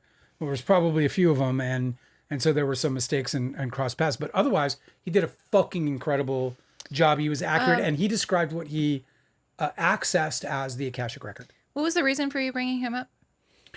Because what I'm saying is that we've talked about how the religion and just sort of the sort of the power struggle of humankind has created the obstacles that have prevented us from accessing the true higher self form of our humanity and of our essence. Yeah, man, I think all this is like getting broken. Like, here's the thing. It's coming. Like, this is the Pluto. It's like really fringe. Aquarius. It's really fringe shit, and it's really easy to discount people who actually believe this stuff. But I feel like all we have to do is apply scientific method to these things, prove what's real, and disregard what's bullshit, and then it'll become more accessible to everybody. I mean, wouldn't everybody want to be able to do a little bit of this kind of stuff? I know I could use some extrasensory perception, whatever. Did you see that Obscured Claire is with us? Yeah, I just saw. Yeah, we do lives. Obscured Claire said, hi, do you do lives often? I thought it was just a one-time thing. We do them. We are now doing them on Mondays and Thursdays from 6 to 8. Today we are going 3 hours. For your viewing pleasure. Because I am going to be cutting this thing until fucking winter. And then Obscured Claire says, I'm reading your book now. I like it so far. It's so great. I think you're gonna enjoy it even better as you go along. Your book is? Two Real Hollywood Memoir, written by Dale Wheatley. I'm Dale Wheatley, and this is not the Dale Wheatley Show, by the way, just to clarify. Is that it? That's the book. That's the book. That's me. I'm gonna make a new cover. I'm excited for it. Obscured Claire says, can I ask of the Pussy Posse? Yeah. Who would or wouldn't you make another movie with? And would you ever make a magic movie with David Blaine, like fictional, but he does real magic in the movie? Sounds great. It's a great pitch. Yeah, I probably would do that. Although I would have to do some vetting on him, because there were a lot of accusations against him, and I would have to know whether or not I believe them. And if I do, then I wouldn't work with him. I pretty much work with everybody, probably because I'm broke. I probably would work with everybody because I there wasn't a single person that I made Don's Plum with that I didn't creatively respect at a high level. Even the only person I would never work with again is Tobey Maguire. I never want to see him again. And the truth is that I can't even be held responsible for the things I would do to him if I did see him again. I've never in my life felt hatred until I never, or let's just say this. There may have been a time in my life when I felt like I hated somebody or something, but it wasn't until Tobey Maguire that I became actually acquainted with hatred as a true form of expression, a true form of feeling.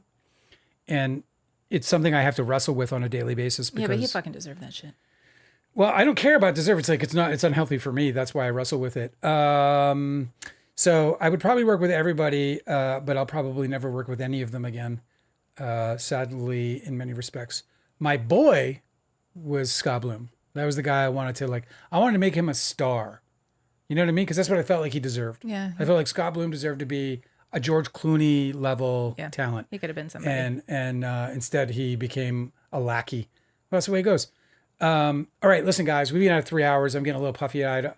Love you guys so much. So great hanging out with you. I hope you'll come and hang out with us on Thursday when we do another round of this stuff. Mm-hmm. And who knows what stories may come. I heard rumors about Justin Baldoni making Christian movies that I got to verify. All kinds of crazy shit still going on. So we'll look into all of that and bring it back to you on Thursday if you'll come and hang out with us. What do you say, Angela? Sounds good. Did you have fun tonight? Yeah, I had a great time. All right. You guys are lovely. Thank you for hanging out with us. Please come back again. We'll see you on Thursday. Good night. Good night. Good night. Oh, I can't use that.